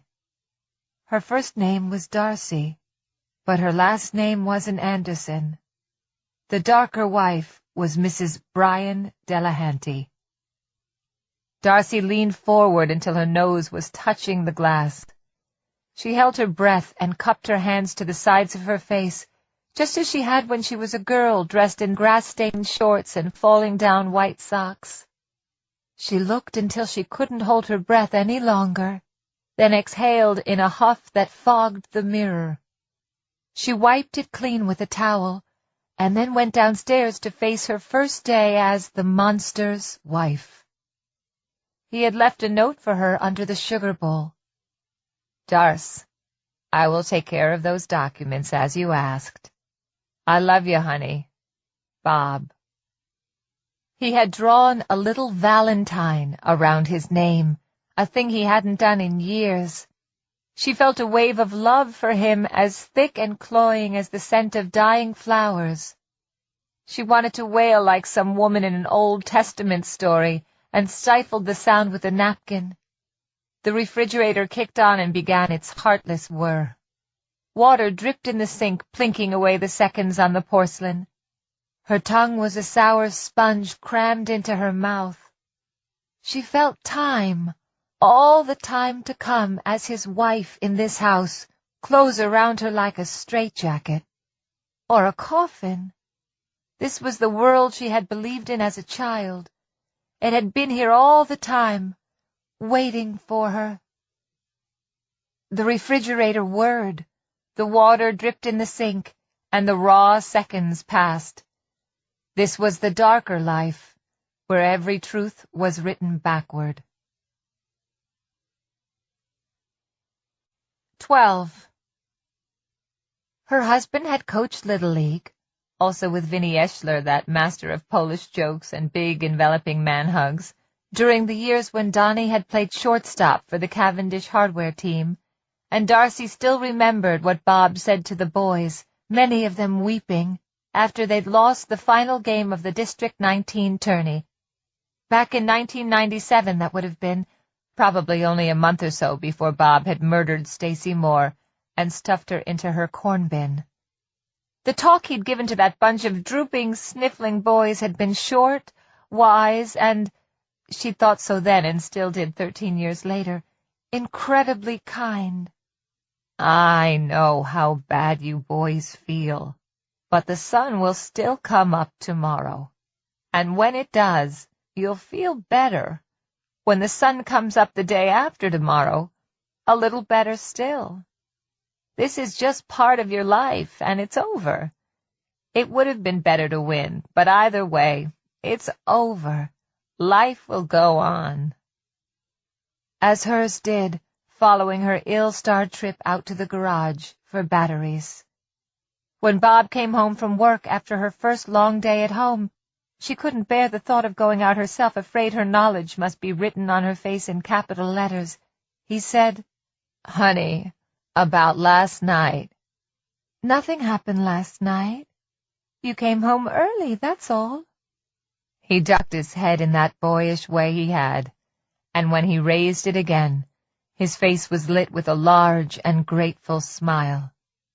"That's fine, then," he said. "Case closed?" "Closed book." He opened his arms. "Give us a kiss, beautiful." She did, wondering if he had kissed them. "Do a good job. Really use that educated tongue of yours and I won't cut you," she could imagine him saying. "Put your snooty little heart into it." He held her away from him, his hands on her shoulders. "Still friends?" "Still friends." "Sure?" "Yes.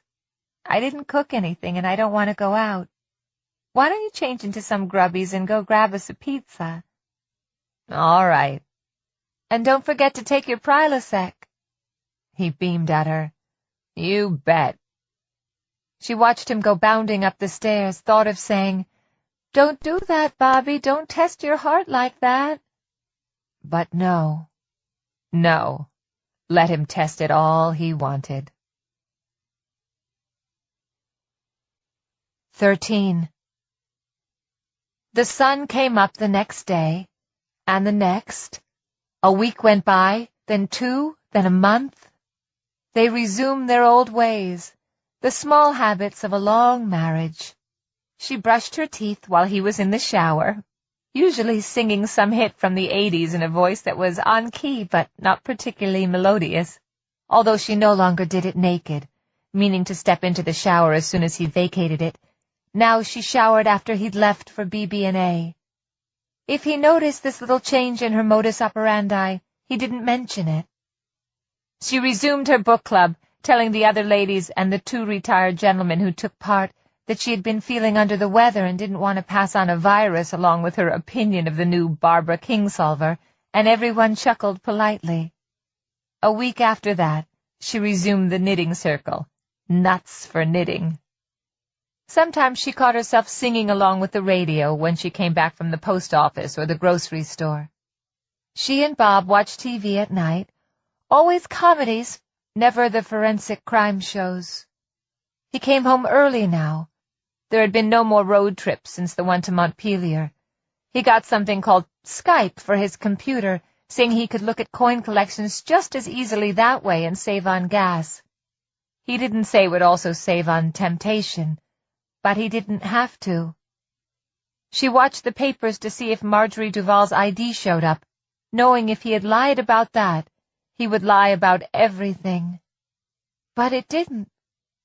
Once a week they went out to dinner at one of Yarmouth's 2 inexpensive restaurants. He ordered steak and she ordered fish. He drank iced tea and she had a cranberry breeze. Old habits died hard. Often, she thought, they don't die until we do. In the daytime, while he was gone, she now rarely turned on the television. It was easier to listen to the refrigerator with it off, and to the small creaks and groans of their nice Yarmouth house as it settled toward another Maine winter. It was easier to think, easier to face the truth. He would do it again. He would hold off as long as he could. She would gladly give him that much, but sooner or later Beatty would gain the upper hand. He wouldn't send the next woman's ID to the police, thinking that might be enough to fool her. but probably not caring if she saw through the change in M.O. Because, he would reason, she's a part of it now. She'd have to admit she knew. The cops would get it out of her, even if she tried to hide that part. Donnie called from Ohio. The business was going great guns. They had landed an office products account that might go national. Darcy said, "Hooray!" And so did Bob, cheerily admitting he'd been wrong about Donnie's chances of making it so young. Petra called to say they had tentatively decided on blue dresses for the bridesmaids, A-line, knee-high, matching chiffon scarves, and did Darcy think that was all right, or would outfits like that look a bit childish? Darcy said she thought they would look sweet, and the two of them went on to a discussion of shoes, blue pumps with 3/4-inch heels to be exact. Darcy's mother got sick down in Boca Grande, and it looked like she might have to go into the hospital, but then they started her on some new medication, and she got well. The sun came up, and the sun went down. The paper jack-o'-lanterns in store windows went down, and paper turkeys went up. Then the Christmas decorations went up. The first snow flurries appeared, right on schedule. In her house, after her husband had taken his briefcase and gone to work, Darcy moved through the rooms, pausing to look into the various mirrors, often for a long time, asking the woman inside that other world what she should do. Increasingly, the answer seemed to be that she would do nothing. 14. On an unseasonably warm day, 2 weeks before Christmas, Bob came home in the middle of the afternoon shouting her name. Darcy was upstairs reading a book. She tossed it on the night table, beside the hand mirror that had now taken up permanent residence there, and flew down the hall to the landing. Her first thought, horror mixed with relief, was that it was finally over. He had been found out. The police would soon be here. They would take him away, then come back to ask her the 2 age-old questions. What did she know, and when did she know it? News vans would park on the street. Young men and women with good hair would do stand-ups in front of their house. Except that wasn't fear in his voice. She knew it for what it was even before he reached the foot of the stairs and turned his face up to her. It was excitement, perhaps even jubilation. "Bob? What? You'll never believe it." His top coat hung open. His face was flushed all the way down to the forehead, and such hair as he still had was blown every which way. It was as if he had driven home with all his car windows open. Given the spring-like quality of the air, Darcy supposed he might have. She came down cautiously and stood on the first riser, which put them eye to eye. "Tell me." "The most amazing luck. Really, if I ever need a sign that I'm on the right track again, that we are, boy, this is it." He held out his hands. They were closed into fists with the knuckles up. His eyes were sparkling, almost dancing. "Which hand? Pick." "Bob, I don't want to play Pick!" She pointed to his right hand, just to get it over with. He laughed. "You read my mind, but you always could, couldn't you?" He turned his fist over and opened it. On his palm lay a single coin, tail side up, so she could see it was a wheat penny. Not uncirculated by any means, but still in great shape. Assuming there were no scratches on the Lincoln side, she thought it was either F or VF. She reached for it, then paused. He nodded for her to go ahead. She turned it over, quite sure of what she would see. Nothing else could adequately explain his excitement. It was what she expected. A 1955 double date. A double die in numismatic terms. "Holy God, Bobby!" Where? Did you buy it? An uncirculated 55 double die had recently sold at an auction in Miami for over $8,000, setting a new record. This one wasn't in that kind of shape, but no coin dealer with half a brain would have let it go for under $4. God, no! Some of the other fellows invited me to lunch at that Thai place, Eastern Promises, and I almost went, but I was working the goddarn Vision Associates account. You know, the private bank I told you about. So I gave Monica $10 and told her to get me a sandwich and a Fruitopia at Subway. She brought it back with the change in the bag. I shook it out, and there it was. He plucked the penny from her hand and held it over his head, laughing up at it. She laughed with him, then thought, as these days she often did, he did not suffer. Isn't it great, honey? Yes, she said. I'm happy for you. And odd or not, perverse or not, she really was. He had brokered sales of several over the years and could have bought one for himself any old time, but that wasn't the same as just coming across one. He had even forbidden her to give him one for Christmas or his birthday. The great accidental find was a collector's most joyous moment. He had said so during their first real conversation, and now he had what he had been checking handfuls of change for all his life. His heart's desire had come spilling out of a white sandwich shop paper bag along with a turkey bacon wrap. He enveloped her in a hug. She hugged him back, then pushed him gently away. What are you going to do with it, Bobby? Put it in a lucite cube? This was a tease, and he knew it. He cocked a finger gun and shot her in the head, which was all right, because when you were shot with a finger gun, you did not suffer.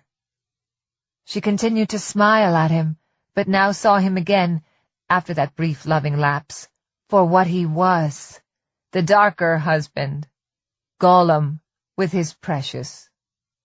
You know better. I'm going to photo it, hang the photo on the wall, then tuck the penny away in our safe deposit box. What would you say it is, F or VF? She examined it again, then looked at him with a rueful smile. I'd love to say VF, but... Yeah, I know, and I shouldn't care. You're not supposed to count the teeth when someone gives you a horse, but it's hard to resist. Better than VG, though, right? Honest opinion, Darce. My honest opinion is that you'll do it again, she thought. Better than VG, definitely. His smile faded. For a moment, she was sure he had guessed what she was thinking. But she should have known better. On this side of the mirror, she could keep secrets, too. It's not about the quality, anyway. It's about the finding, not getting it from a dealer or picking it out of a catalog, but actually finding one when you least expect it. I know, she smiled. If my dad was here right now, he'd be cracking a bottle of champagne. I'll take care of that little detail at dinner tonight, he said. Not in Yarmouth, either. We're going to Portland. Pearl of the Shore. What do you say? Oh, honey, I don't know. He took her lightly by the shoulders, as he always did when he wanted her to understand that he was really serious about a thing. Come on. It's going to be mild enough tonight for your prettiest summer dress. I heard it on the weather when I was driving back. And I'll buy you all the champagne you can drink. How can you say no to a deal like that? Well, she considered, then smiled. I guess I can't. 15. They had not just one bottle of very pricey Moet et Chandon, but two, and Bob drank most of it. Consequently, it was Darcy who drove home in his quietly humming little Prius, while Bob sat in the passenger seat, singing Pennies from Heaven in his on-key but not particularly melodious voice. He was drunk, she realized, not just high, but actually drunk. It was the first time she had seen him that way in 10 years.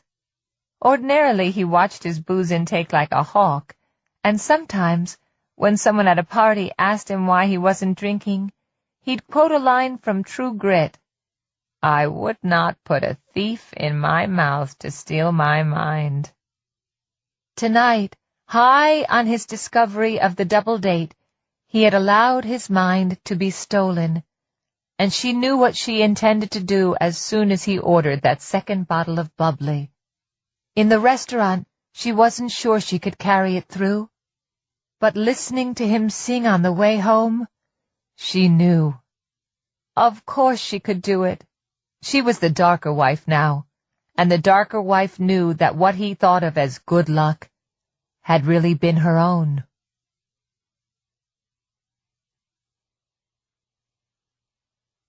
"16. Inside the house, he whirled his sport coat onto the tree by the door and pulled her into his arms for a long kiss.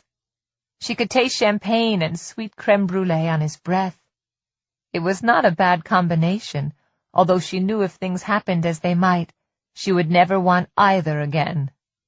His hand went to her breast. She let it linger there, feeling him against her, then pushed him away. He looked disappointed, but brightened when she smiled. "I'm going upstairs and getting out of this dress," she said. "There's Perrier in the refrigerator. If you bring me a glass with a wedge of lime, you might get lucky, mister." He broke into a grin at that, his old, well-loved grin, because there was one long-established habit of marriage they had not resumed since the night he had smelled her discovery. Yes, smelled it, just as a wise old wolf may smell a poisoned bait and come rushing home from Montpelier. Day by day they had walled up what he was. Yes, as surely as Montresor had walled up his old pal Fortunato, and sex in the connubial bed would be the last brick. He clicked his heels and threw her a British-style salute, fingers to forehead, palm out. "Yes, ma'am." "Don't be long," she said pleasantly. "Mama wants what Mama wants." Going up the stairs, she thought, "This will never work. The only thing you'll succeed in doing is getting yourself killed. He may not think he's capable of it, but I think he is." Maybe that would be all right, though, assuming he didn't hurt her first, as he'd hurt those women. Maybe any sort of resolution would be all right. She couldn't spend the rest of her life looking in mirrors. She wasn't a kid anymore and couldn't get away with a kid's craziness. She went into the bedroom, but only long enough to toss her purse onto the table beside the hand mirror. Then she went out again and called, "Are you coming, Bobby? I could really use those bubbles." "On my way, ma'am, just pouring it over ice." And here he came out of the living room and into the hall, holding one of their good crystal glasses up before him at eye level like a comic opera waiter, weaving slightly as he crossed to the foot of the stairs. He continued to hold the glass up as he mounted them, the wedge of lime bobbing around on top. His free hand trailed lightly along the banister. His face shone with happiness and good cheer. For a moment, she almost weakened. And then the image of Helen and Robert Shaverstone filled her mind, hellishly clear. The son and his molested, mutilated mother floating together in a Massachusetts creek that had begun to grow lacings of ice at its sides. "One glass of Perrier for the lady, coming right up." She saw the knowledge leap into his eyes at the very last second. Something old and yellow and ancient. It was more than surprise. It was shocked fury.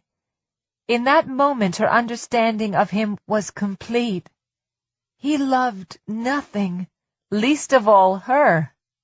Every kindness, caress, boyish grin, and thoughtful gesture, all were nothing but camouflage. He was a shell. There was nothing inside but howling emptiness. She pushed him.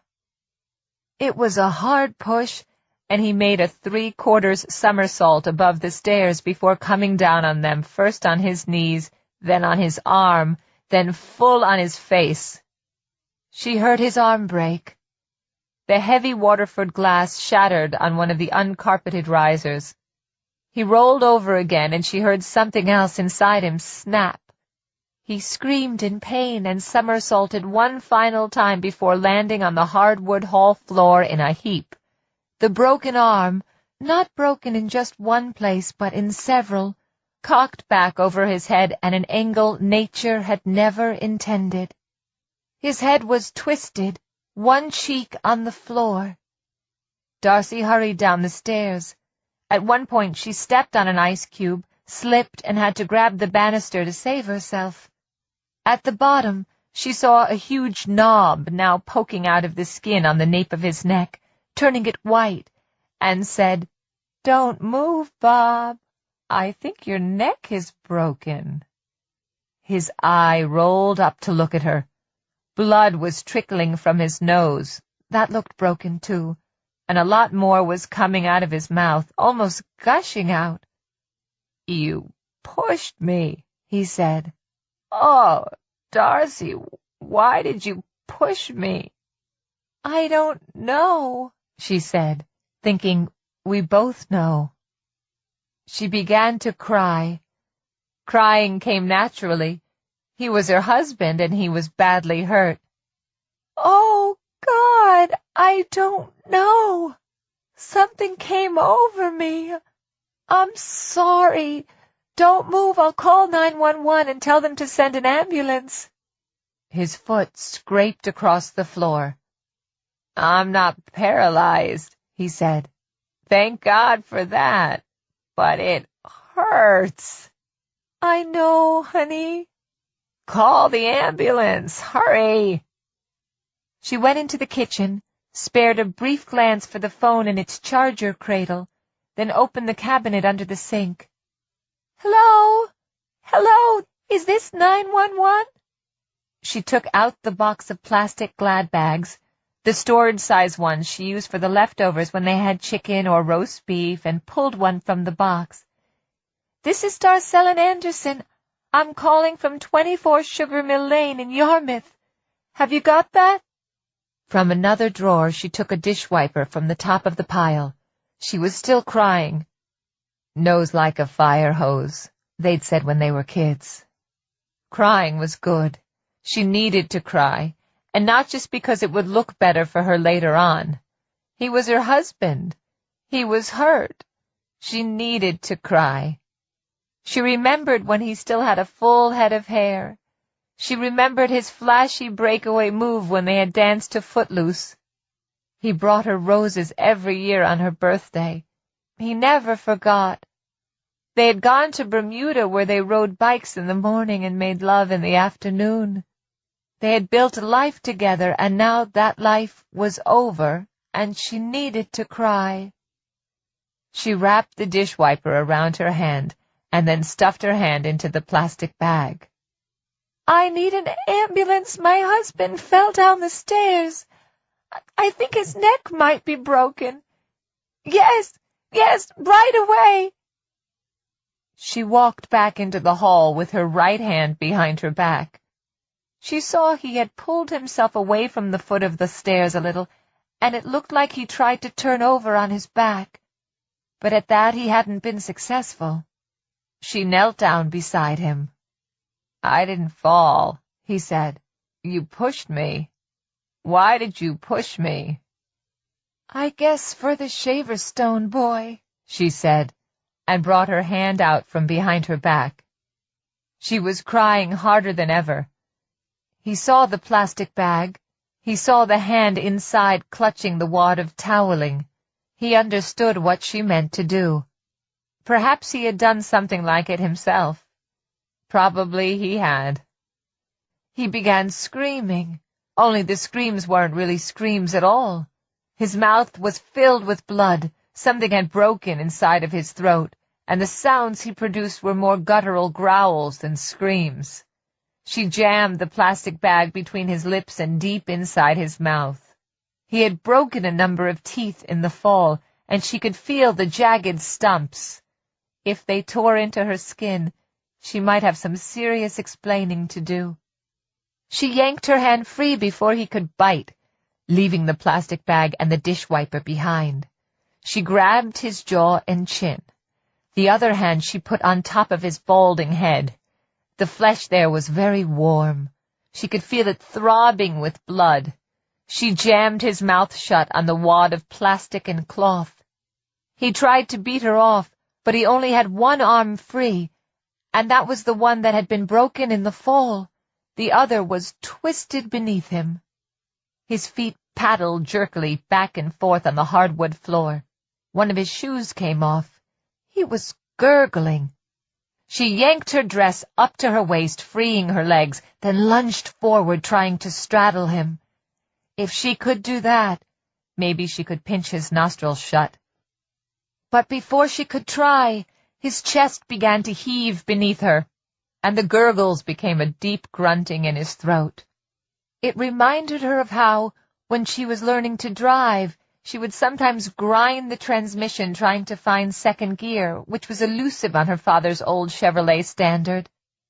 Bob jerked, the one eye she could see bulging and cow-like in its socket. His face, which had been a bright crimson, now began to turn purple. He settled back onto the floor. She waited, gasping for breath, her face lathered with snot and tears. The eye was no longer rolling, and no longer bright with panic. She thought he was... Bob gave one final titanic jerk and flung her off.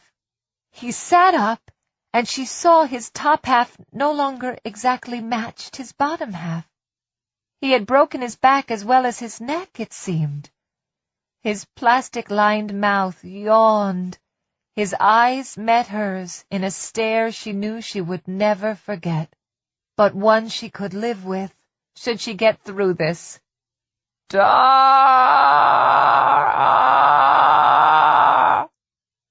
He fell backward. His head made an egg-like cracking sound on the floor. Darcy crawled closer to him, but not close enough to be in the mess. She had his blood on her, of course, and that was all right. She had tried to help him, it was only natural, but that didn't mean she wanted to bathe in it. She sat up, propped on one hand, and watched him while she waited for her breath to come back. She watched to see if he would move. He didn't. When 5 minutes had gone by, according to the little jeweled Michelle on her wrist, the one she always wore when they went out, she reached a hand to the side of his neck and felt for a pulse there. She kept her fingers against his skin until she had counted all the way to 30, and there was nothing. She lowered her ear to his chest, knowing this was the moment where he would come back to life and grab her. He didn't come back to life, because there was no life left in him, no beating heart, no breathing lungs. It was over. She felt no satisfaction, let alone triumph, but only a focused determination to finish this and do it right, partly for herself, but mostly for Donnie and Pets. She went into the kitchen, moving fast. They had to know she'd called as soon as she could. If they could tell there had been a delay, if his blood had a chance to coagulate too much, for instance, there might be awkward questions. "I'll tell them I fainted, if I have to," she thought. "They'll believe that, and even if they don't, they can't disprove it. At least, I don't think they can." She got the flashlight from the pantry, just as she had on the night when she had literally stumbled over his secret. She went back to where Bob lay, staring up at the ceiling with his glazed eyes. She pulled the plastic bag out of his mouth and examined it anxiously. If it was torn, there could be problems. And it was, in 2 places. She shone the flashlight into his mouth and spotted one tiny scrap of Gladbag on his tongue. She picked it out with the tips of her fingers and put it in the bag. Enough. That's enough, Darcellin. But it wasn't. She pushed his cheeks back with her fingers, first the right, then the left, and on the left side she found another tiny scrap of plastic stuck to his gum. She picked that out and put it in the bag with the other one. Were there more pieces? Had he swallowed them? If so, they were beyond her reach, and all she could do was pray they wouldn't be discovered if someone, she didn't know who, had enough questions to order an autopsy. Meanwhile, time was passing. She hurried through the breezeway and into the garage, not quite running. She crawled under the work table, opened his special hiding place, and stowed away the blood-streaked plastic bag with the dishwiper inside. She closed the hidey hole, put the carton of old catalogues in front of it, then went back into the house. She put the flashlight where it belonged. She picked up the phone, realized she had stopped crying, and put it back into its cradle. She went through the living room and looked at him. She thought about the roses, but that didn't work. It's roses, not patriotism, that are the last resort of a scoundrel, she thought, and was shocked to hear herself laugh. Then she thought of Donnie and Petra, who had both idolized their father, and that did the trick. Weeping, she went back to the kitchen phone and punched 911. Hello, my name is Darcellin Anderson, and I need an ambulance at... Slow down a little, ma'am, the dispatcher said. I'm having trouble understanding you. Good, Darcy thought. She cleared her throat. Is this better? Can you understand me? Yes, ma'am, I can now. Just take it easy. You said you need an ambulance? Yes, at 24 Sugar Mill Lane. Are you hurt, Mrs. Anderson? Not me, my husband. He fell down the stairs. He might only be unconscious, but I think he's dead. The dispatcher said she would send an ambulance immediately. Darcy surmised she'd also send a Yarmouth police car, a state police car as well, if one were currently in the area. She hoped there wasn't. She went back into the front hall and sat on the bench there, but not for long. It was his eyes, looking at her, accusing her. She took his sport coat, wrapped it around herself, and went out the front walk to wait for the ambulance. 17. The policeman who took her statement was Harold Shrewsbury, a local. Darcy didn't know him, but did know his wife as it happened. Arlene Shrewsbury was a knitting nut. He talked to her in the kitchen while the EMTs first examined Bob's body and then took it away, not knowing there was another corpse inside him. A fellow who had been much more dangerous than Robert Anderson, CPA.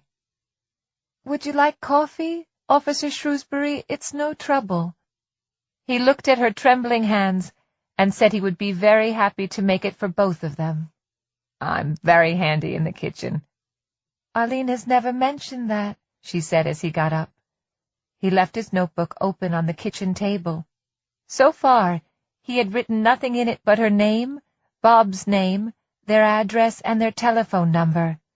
She took that as a good sign. No, she likes to hide my light under a bushel, he said.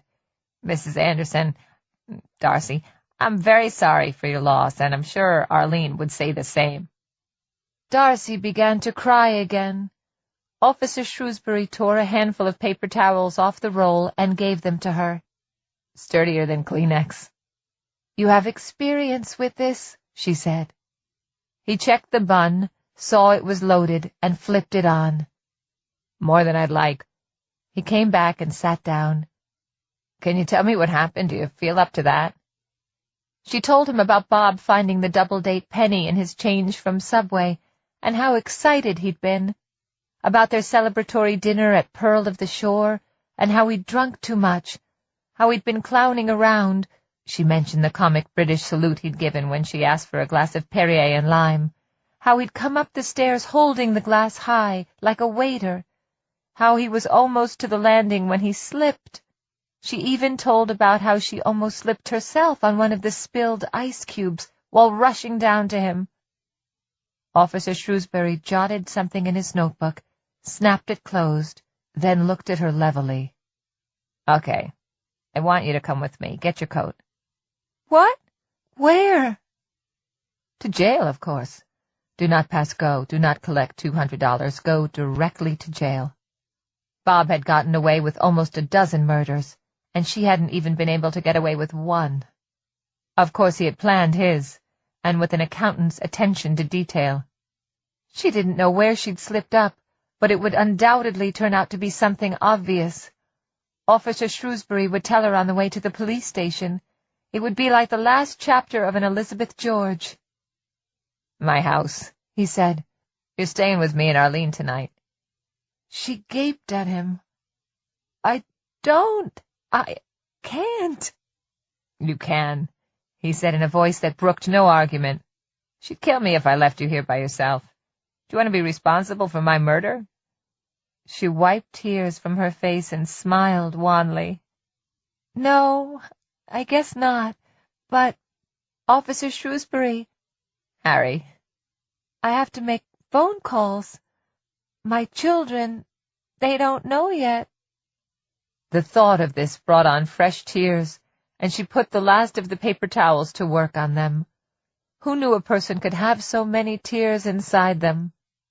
She hadn't touched her coffee, and now drank half of it in 3 long swallows, although it was still hot. "I think we can stand the expense of a few long-distance calls," Harry Shrewsbury said. "And listen, do you have something you can take? Anything of, calming nature?" "Nothing like that," she whispered. "Only Ambien." "Then Arlene will loan you one of her Valiums," he said. "You should take one at least half-hour before you start making any stressful calls. Meantime, I'll just let her know we're coming." "You're very kind." He opened first one of her kitchen drawers, then another, then a third. Darcy felt her heart slip into her throat as he opened the 4th. He took a dish-wiper from it and handed it to her. "Sturdier than paper towels." "Thank you," she said. "So much." "How long were you married, Mrs. Anderson?" 27 years, she said. 27, he marveled. "God, I am so sorry." "So am I," she said, and lowered her face into the dish towel. 18. Robert Emery Anderson was laid to rest in Yarmouth's Peace Cemetery 2 days later. Donnie and Petra flanked their mother as the minister talked about how a man's life was but a season. The weather had turned cold and overcast. A chilly wind rattled the leafless branches. BB&A had closed for the day, and everyone had turned out. The accountants in their black overcoats clustered together like crows. There were no women among them. Darcy had never noticed this before. Her eyes brimmed, and she wiped at them periodically with the handkerchief she held in one black-gloved hand. Petra cried steadily and without let-up. Donnie was red-eyed and grim. He was a good-looking young man, but his hair was already thinning, as his father's had at his age. As long as he doesn't put on weight like Bob did, she thought, and doesn't kill women, of course. But surely that kind of thing wasn't hereditary, was it? Soon this would be over. Donnie would stay only a couple of days. It was all the time he could afford to take away from the business at this point, he said. He hoped she could understand that, and she said of course she did. Petra would be with her for a week and said she could stay longer if Darcy needed her. Darcy told her how kind that was, privately hoping it would be no more than 5 days. She needed to be alone. She needed, not to think exactly, but to find herself again, to re-establish herself on the right side of the mirror. Not that anything had gone wrong, far from it. She didn't think things could have gone better if she had planned her husband's murder for months. If she had done that, she probably would have screwed it up by complicating things too much. Unlike for Bob, planning was not her forte. There had been no hard questions. Her story was simple, believable, and almost true. The most important part was the solid bedrock beneath it. They had a marriage stretching back almost 3 decades. A good marriage, and there had been no recent arguments to mar it. Really, what was there to question? The minister invited the family to step forward. They did so. "Rest in peace, Pop," Donnie said, and tossed a clod of earth into the grave. It landed on the shiny surface of the coffin. Darcy thought it looked like a dog turd. "Daddy, I miss you so much," Petra said, and threw her own handful of earth. Darcy came last. She bent, took up a loose handful in her black glove, and let it fall. She said nothing. The minister invoked a moment of silent prayer. The mourners bowed their heads. The wind rattled the branches. Not too far distant, traffic rushed by on I-295. Darcy thought, "God, if you're there, let this be the end." 19. It wasn't. 7 weeks or so after the funeral. It was the new year now, the weather blue and hard and cold. The doorbell of the house on Sugar Mill Lane rang. When Darcy opened it, she saw an elderly gentleman wearing a black topcoat and a red muffler. Held before him in his gloved hands was an old-school Homburg hat. His face was deeply lined, with pain as well as age, Darcy thought, and what remained of his gray hair was buzzed to a fuzz. "Yes?" she said. He fumbled in his pocket and dropped his hat. Darcy bent and picked it up. When she straightened, she saw that the elderly gentleman was holding out a leather-cased identification folder. In it was a gold badge and a picture of her caller, looking quite a bit younger, on a plastic card. "Holt Ramsey," he said, sounding apologetic about it. "State Attorney General's office. I'm sorry as hell to disturb you, Mrs. Anderson. May I come in? You'll freeze standing out here in that dress." "Please," she said, and stood aside. She observed his hitching walk and the way his right hand went unconsciously to his right hip, as if to hold it together, and a clear memory rose in her mind. Bob sitting beside her on the bed, her cold fingers held prisoner by his warm ones. Bob talking, gloating, actually. "I want them to think Beatty's dumb, and they do, because they're dumb. I've only been questioned a single time, and that was as a witness, about 2 weeks after B.D. killed the Moore woman. An old guy with a limp, semi-retired." And here that old guy was, standing not half a dozen steps from where Bob had died, from where she had killed him. Holt Ramsey looked both sick and in pain, but his eyes were sharp. They moved quickly to the left and right, taking in everything before returning to her face. "Be careful," she told herself.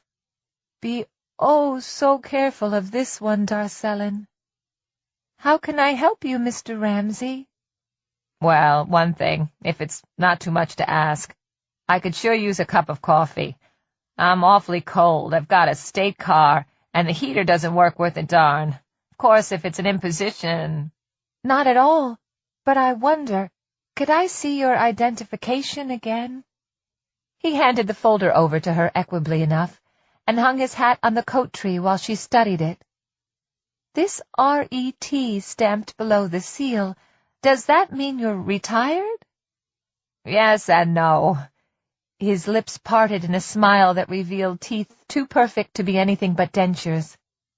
"Had to go, at least officially, when I turned 68, but I've spent my whole life either in the state police or working at SAG, State Attorney General's office, you know. And now I'm like an old fire horse with an honorary place in the barn. Kind of a mascot, you know. I think you're a lot more than that, she thought. Let me take your coat. Nah, no, I think I'll wear it. Won't be staying that long. I'd hang it up if it was snowing outside, so I wouldn't drip on your floor. But it's not. It's just boogery cold, you know. Too cold to snow, my father would have said. And at my age, I feel the cold a lot more than I did 50 years ago, or even 25.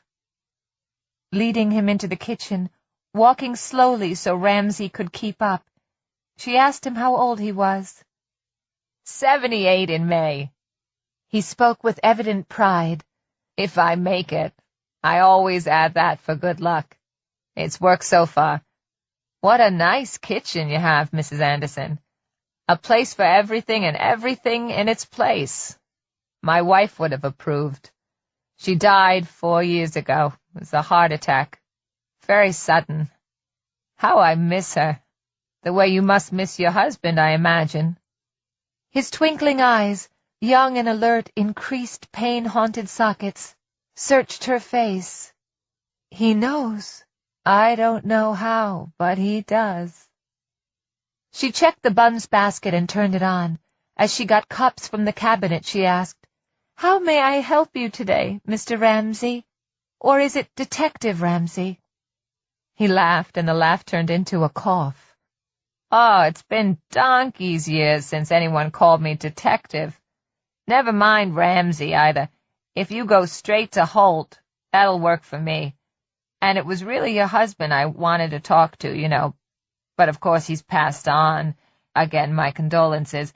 And so that's out of the question. Yep, entirely out of the question." He shook his head and settled himself on one of the stools that stood around the butcher block table. His topcoat rustled.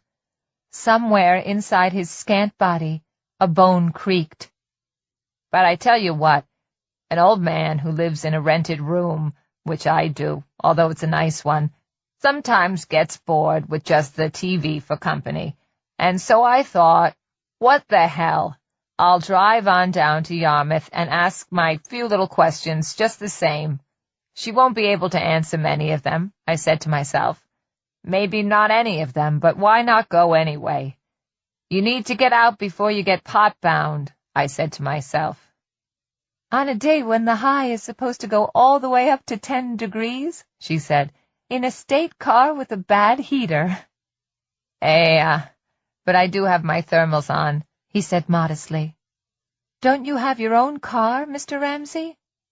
I do, he said, as if this had never occurred to him until now. Come sit down, Mrs. Anderson. No need to lurk in the corner. I'm too old to bite.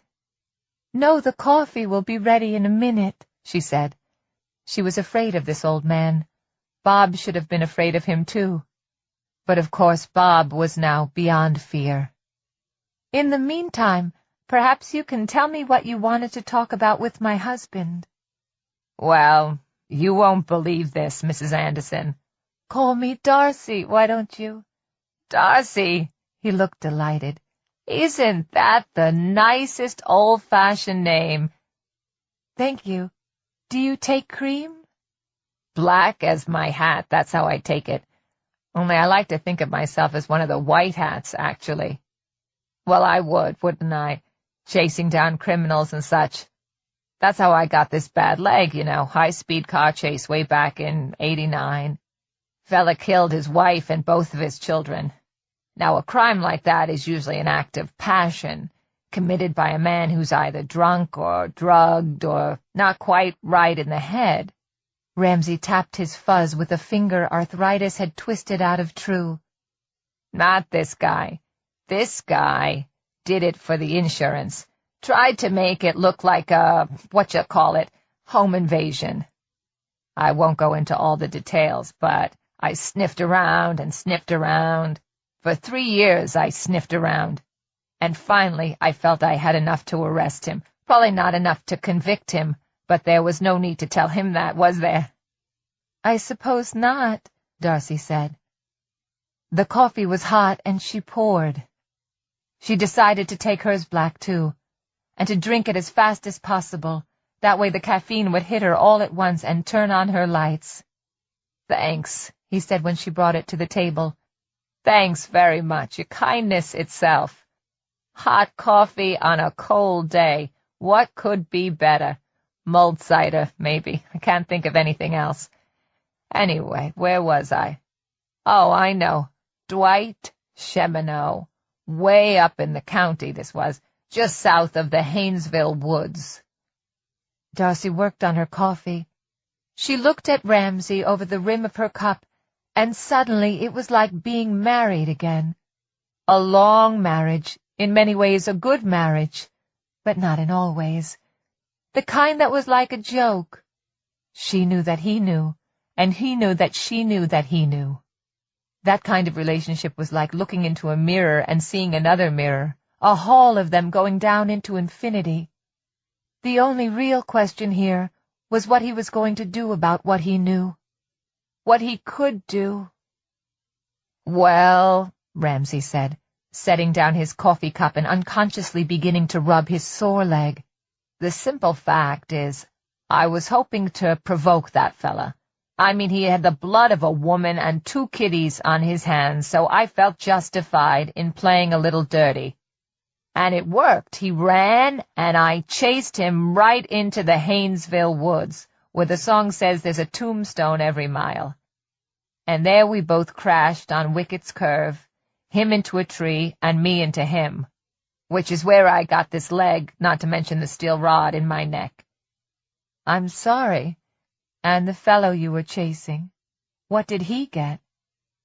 Ramsay's mouth curved upward at the corners in a dry-lipped smile of singular coldness. His young eyes sparkled. "He got death, Darcy. Saved the state 40 or 50 years of room and board in Shawshank." "You're quite the hound of heaven, aren't you, Mr. Ramsay?"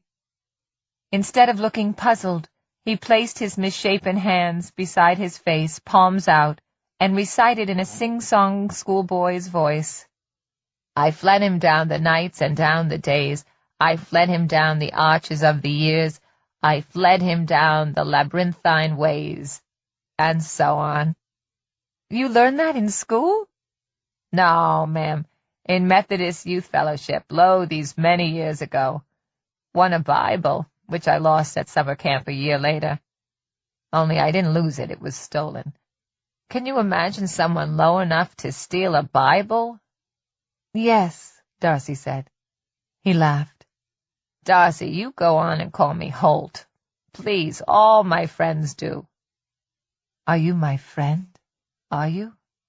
She didn't know, but of one thing she was sure. He wouldn't have been Bob's friend.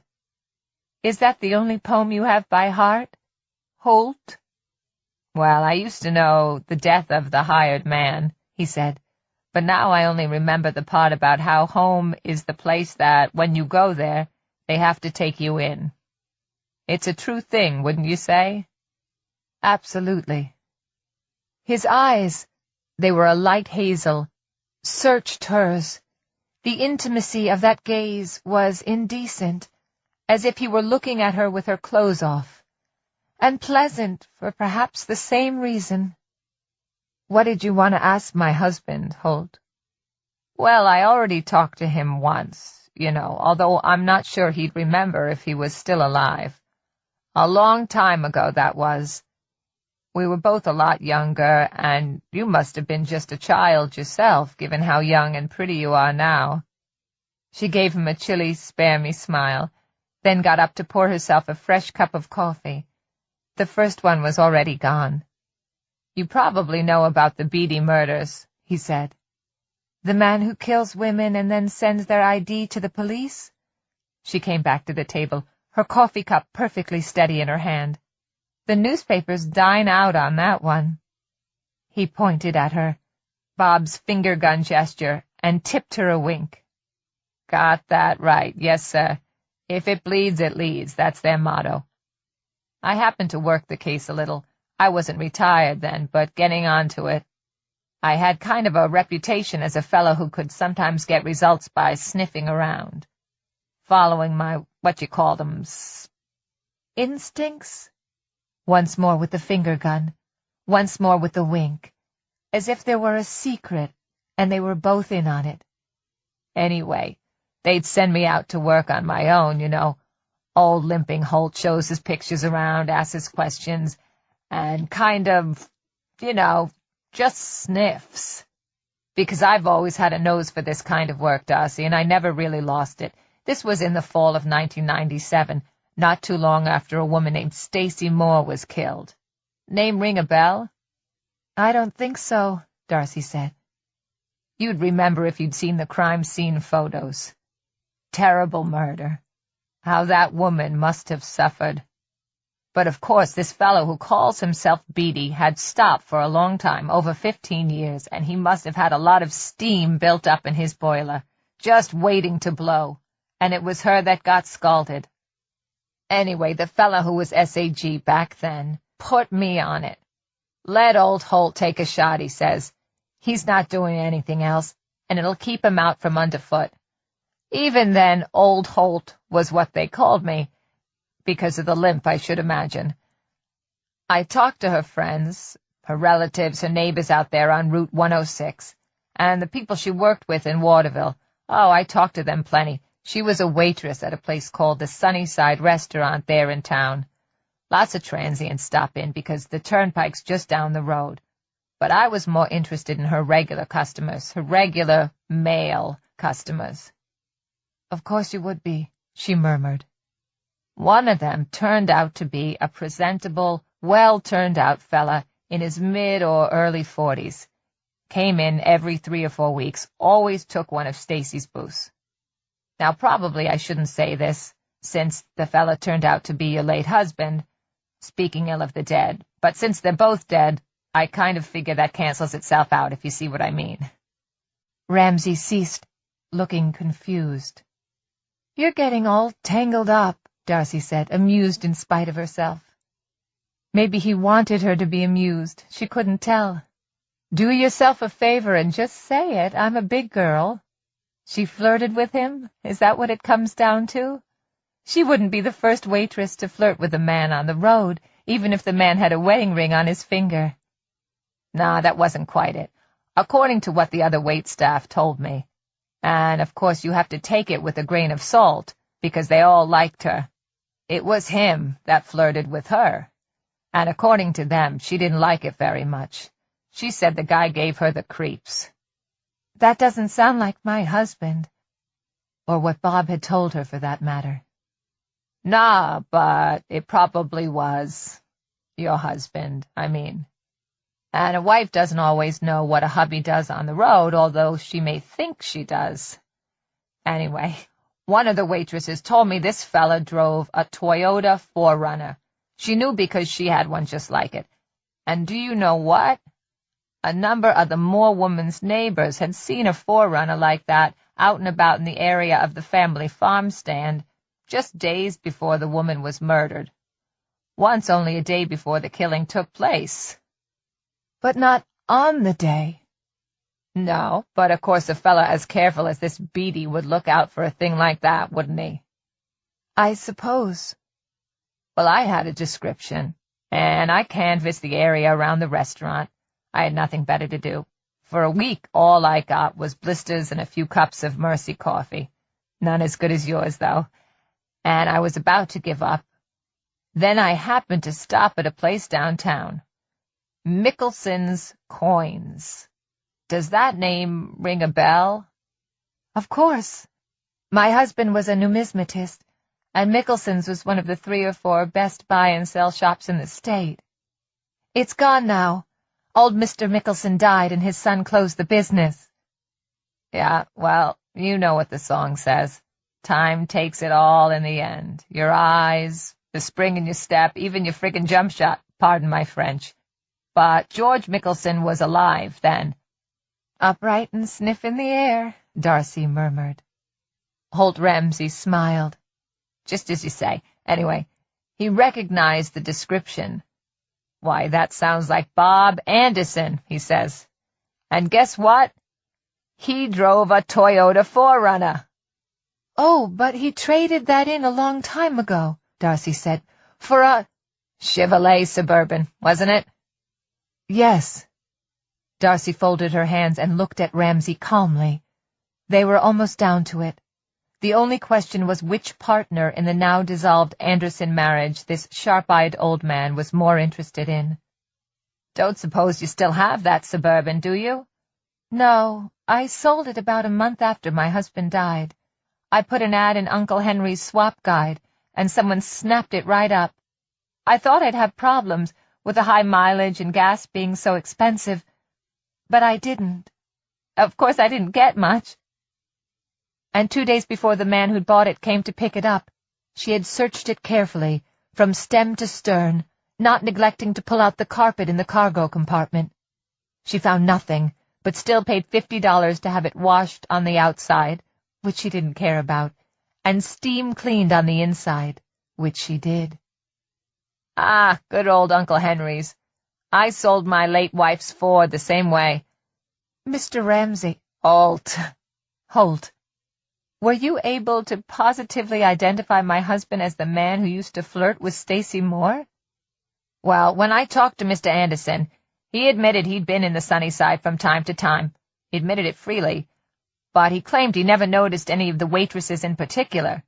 Claimed he usually had his head buried in paperwork.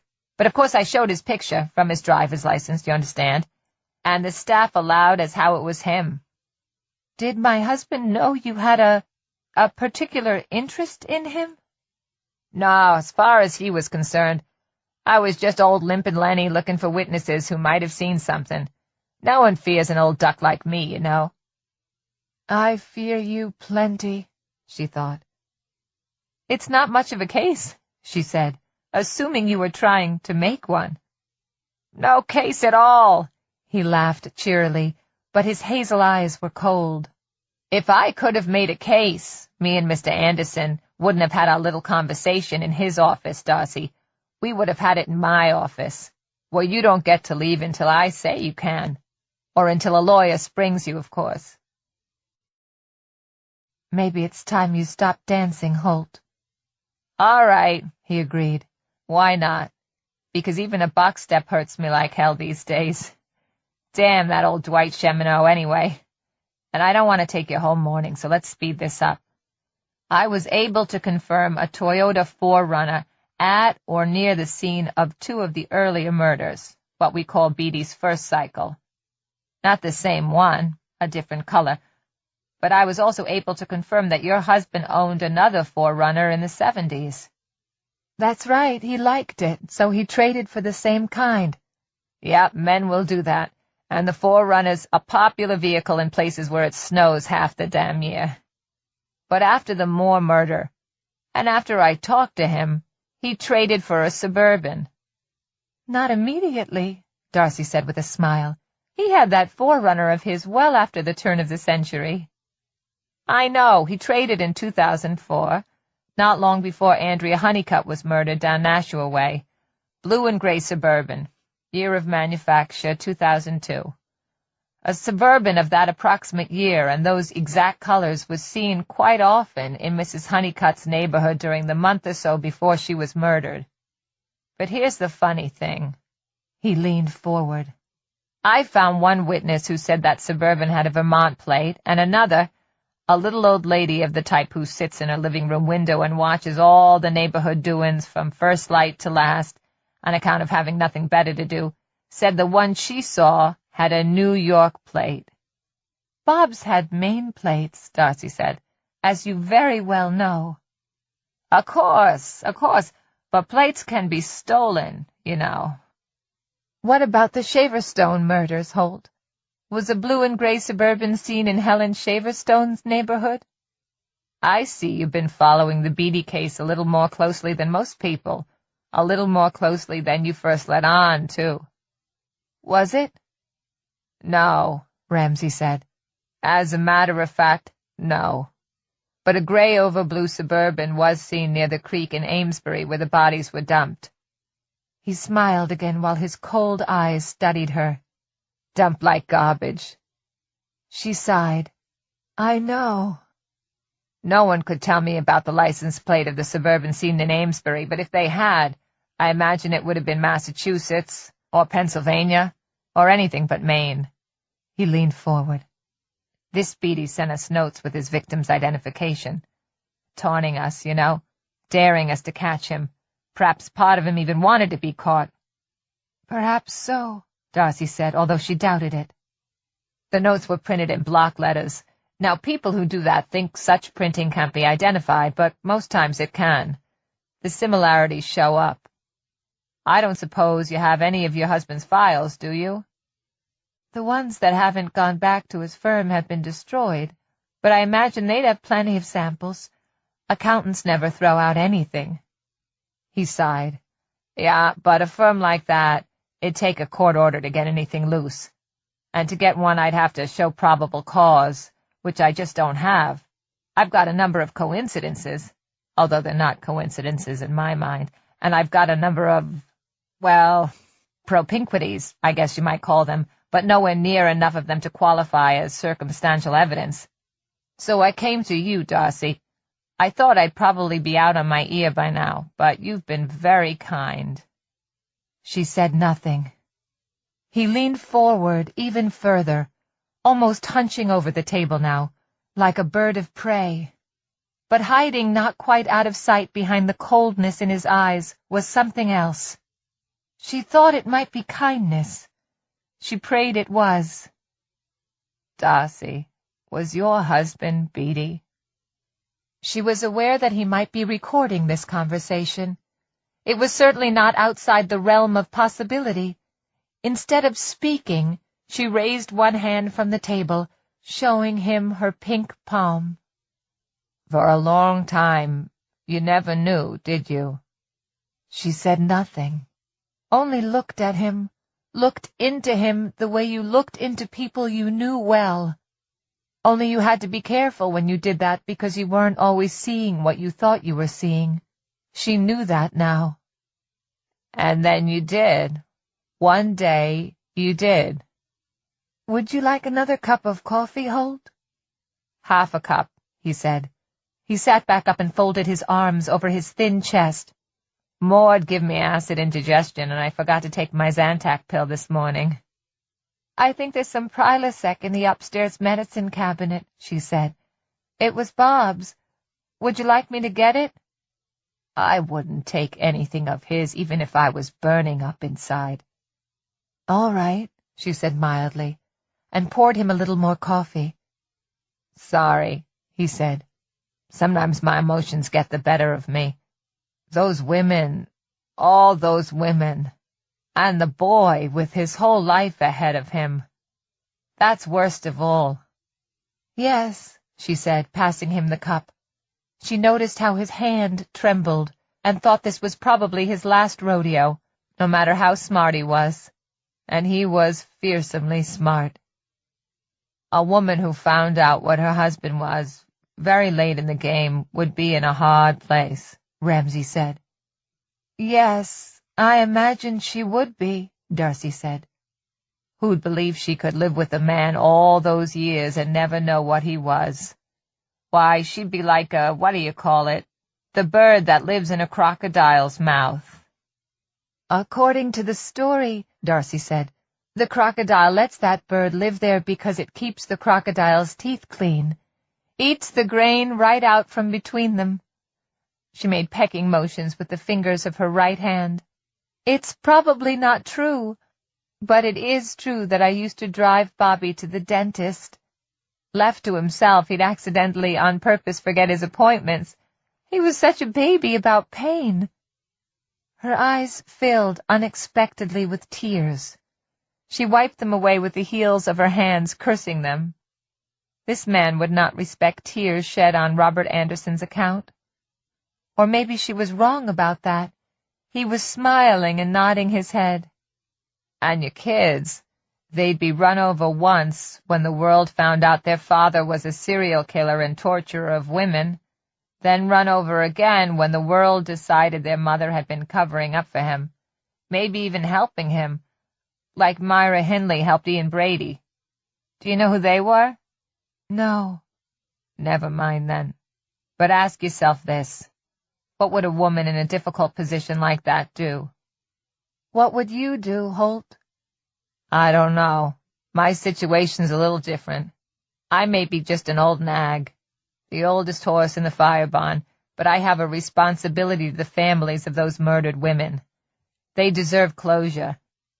They deserve it, no question. But do they need it? Robert Shaverstone's penis was bitten off. Did you know that? She hadn't. Of course she hadn't. She closed her eyes and felt the warm tears trickling through the lashes. Did not suffer my ass, she thought. And if Bob had appeared before her, hands out and begging for mercy, she would have killed him again. His father knows, Ramsay said, speaking softly. And he has to live with that knowledge about the child he loved every day. I'm sorry, she whispered. I am so sorry. She felt him take her hand across the table. Didn't mean to upset you. She flung it off. Of course you did. But do you think I haven't been? Do you think I haven't been? You nosy old man. He chuckled, revealing those sparkling dentures. No, I don't think that at all. Saw it as soon as you opened the door. He paused, then said deliberately, I saw everything. And what do you see now? He got up, staggered a little, then found his balance. I see a courageous woman who should be left alone to get after her housework, not to mention the rest of her life. She also got up. And the families of the victims, the ones who deserve closure? She paused, not wanting to say the rest, but she had to. This man had fought considerable pain, maybe even excruciating pain, to come here, and now he was giving her a pass. At least she thought he was. Robert Shaverstone's father? The Shaverstone boy is dead, and his father's as good as. Ramsay spoke in a calm, assessing tone Darcy recognized. It was a tone Bob used when he knew a client of the firm was about to be hauled before the IRS, and the meeting would go badly. Never takes his mouth off the whiskey bottle from morning till night. Would knowing that his son's killer, his son's mutilator, was dead change that? I don't think so. Would it bring any of the victims back? Nah. Is the killer burning in the fires of hell for his crimes right now, suffering his own mutilations that will bleed for all of eternity? The Bible says he is. The Old Testament part of it anyway, and since that's where our laws come from, it's good enough for me. Thanks for the coffee. I'll have to stop at every rest area between here and Augusta going back, but it was worth it. You make a good cup. Walking him to the door, Darcy realized she felt on the right side of the mirror for the first time since she had stumbled over that carton in the garage. It was good to know he had been close to being caught, that he hadn't been as smart as he assumed he was. Thank you for coming to visit, she said as he set his hat squarely on his head. She opened the door, letting in a breeze of cold air. She didn't mind. It felt good on her skin. Will I see you again? Nah. I'm done as of next week. Full retirement. Going to Florida. I won't be there long, according to my doctor. I'm sorry to hear that. He abruptly pulled her into his arms. They were thin, but sinewy and surprisingly strong. Darcy was startled, but not frightened. The brim of his Homburg bumped her temple as he whispered in her ear, You did the right thing, and kissed her cheek. 20. He went slowly and carefully down the path, minding the ice. An old man's walk. He should really have a cane, Darcy thought. He was going around the front of his car, still looking down for ice patches when she called his name. He turned back, bushy eyebrows raised. "When my husband was a boy, he had a friend who was killed in an accident." "Is that so?" The words came out in a puff of winter white. "Yes," Darcy said. "You could look up what happened. It was very tragic, even though he wasn't a very nice boy, according to my husband." "No?" "No. He was the sort of boy who harbors dangerous fantasies. His name was Brian Delahanty, but when they were kids, Bob called him BD." Ramsay stood by his car for several seconds, working it through. Then he nodded his head. "That's very interesting. I might have a look at the stories about it on my computer. Or maybe not. It was all a long time ago. Thank you for the coffee." "Thank you for the conversation." She watched him drive down the street. He drove with the confidence of a much younger man, she noticed, probably because his eyes were still so sharp, and then went inside. She felt younger, lighter. She went to the mirror in the hall.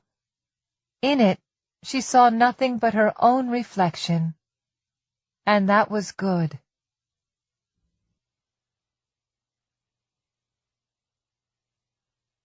Afterword. The stories in this book are harsh. You may have found them hard to hear in places. If so, be assured that I found them equally hard to write in places. When people ask me about my work, I've developed a habit of skirting the subject with jokes and humorous personal anecdotes, which you can't quite trust. Never trust anything a fiction writer says about himself. It's a form of deflection, and a little more diplomatic than the way my Yankee forebears might have answered such questions. It's none of your business, chummy. But beneath the jokes, I take what I do very seriously, and have since I wrote my first novel, The Long Walk, at the age of 18. I have little patience with writers who don't take the job seriously, and none at all with those who see the art of story fiction as essentially worn out. It's not worn out, and it's not a literary game. It's one of the vital ways in which we try to make sense of our lives and the often terrible world we see around us. It's the way we answer the question, how can such things be? Stories suggest that sometimes, not always, but sometimes, there's a reason. From the start, even before a young man I can now hardly comprehend started writing The Long Walk in his college dormitory room, I felt that the best fiction was both propulsive and assaultive. It gets in your face. Sometimes it shouts in your face. I have no quarrel with literary fiction, which usually concerns itself with extraordinary people in ordinary situations. But as both a reader and a writer, I'm much more interested by ordinary people in extraordinary situations. I want to provoke an emotional, even visceral reaction in my listeners. Making them think as they listen is not my deal, because if the tale is good enough and the characters vivid enough, thinking will supplant emotion when the tale has been told and the book set aside, sometimes with relief. I can remember reading George Orwell's 1984 at the age of 13 or so, with growing dismay, anger, and outrage, charging through the pages and gobbling up the story as fast as I could. And what's wrong with that? Especially since I continue to think about it to this day, when some politician, I'm thinking of Sarah Palin and her scurrilous death panel remarks, has some success in convincing the public that white is really black, or vice versa. Here's something else I believe. If you're going into a very dark place, like Wilf James's Nebraska farmhouse in 1922, then you should take a bright light and shine it on everything. If you don't want to see, why in God's name would you dare the dark at all? The great naturalist writer Frank Norris has always been one of my literary idols, and I've kept what he said on this subject in mind for over 40 years. I never truckled. I never took off my hat to fashion and held it out for pennies. By God, I told them the truth. But Steve, you say, you've made a great many pennies during your career. And as for truth, that's variable, isn't it? Yes, I've made a good amount of money writing my stories, but the money was a side effect, never the goal. Writing fiction for money is a mug's game. And sure, truth is in the eye of the beholder. But when it comes to fiction, the writer's only responsibility is to look for the truth inside his own heart. It won't always be the reader's truth or the critic's truth, but as long as it's the writer's truth, as long as he or she doesn't truckle or hold out his or her hat to fashion, all is well. For writers who knowingly lie, for those who substitute unbelievable human behavior for the way people really act, I have nothing but contempt. Bad writing is more than a matter of shit syntax and faulty observation. Bad writing usually arises from a stubborn refusal to tell stories about what people actually do. To face the fact, let us say, that murderers sometimes help old ladies cross the street. I have tried my best in full dark, no stars, to record what people might do and how they might behave under certain dire circumstances.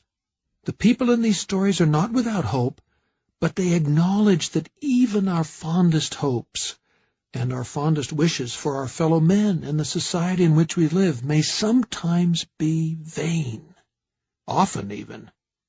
But I think they also say that nobility most fully resides not in success but in trying to do the right thing, and that when we fail to do that or willfully turn away from the challenge, hell follows. 1922 was inspired by a non-fiction book called Wisconsin Death Trip, 1973, written by Michael Lessie and featuring photographs taken in the small city of Black River Falls, Wisconsin. I was impressed by the rural isolation of these photographs and the harshness and deprivation in the faces of many of the subjects. I wanted to get that feeling in my story. In 2007, while traveling on Interstate 84 to an autographing in western Massachusetts, I stopped at a rest area for a typical Steve King health meal, a soda, and a candy bar. When I came out of the refreshment shack, I saw a woman with a flat tire talking earnestly to a long-haul trucker parked in the next slot. He smiled at her and got out of his rig. "Need any help?" I asked. No, I got this," the trucker said. The lady got her tire changed, I'm sure. I got a Three Musketeers and the story idea that eventually became Big Driver. In Bangor, where I live, a thoroughfare called the Hammond Street Extension skirts the airport. I walk 3 or 4 miles a day, and if I'm in town, I often go out that way. There's a gravel patch beside the airport fence about halfway along the extension, and there any number of roadside vendors have set up shop over the years. My favorite is known locally as Golf Ball Guy, and he always appears in the spring. Golf Ball Guy goes up to the Bangor Municipal Golf Course when the weather turns warm and scavenges up hundreds of used golf balls that have been abandoned under the snow. He throws away the really bad ones and sells the rest at the little spot out on the extension. The windshield of his car is lined with golf balls. A nice touch. One day when I spied him, the idea for Fair Extension came into my mind. Of course, I said it in Derry, home of the late and unlamented clown Pennywise, because Derry is just Bangor masquerading under a different name. The last story in this book came to my mind after reading an article about Dennis Rader, the infamous BTK, bind, torture, and kill murderer, who took the lives of 10 people, mostly women, but 2 of his victims were children, over a period of roughly 16 years. In many cases, he mailed pieces of his victims' identification to the police.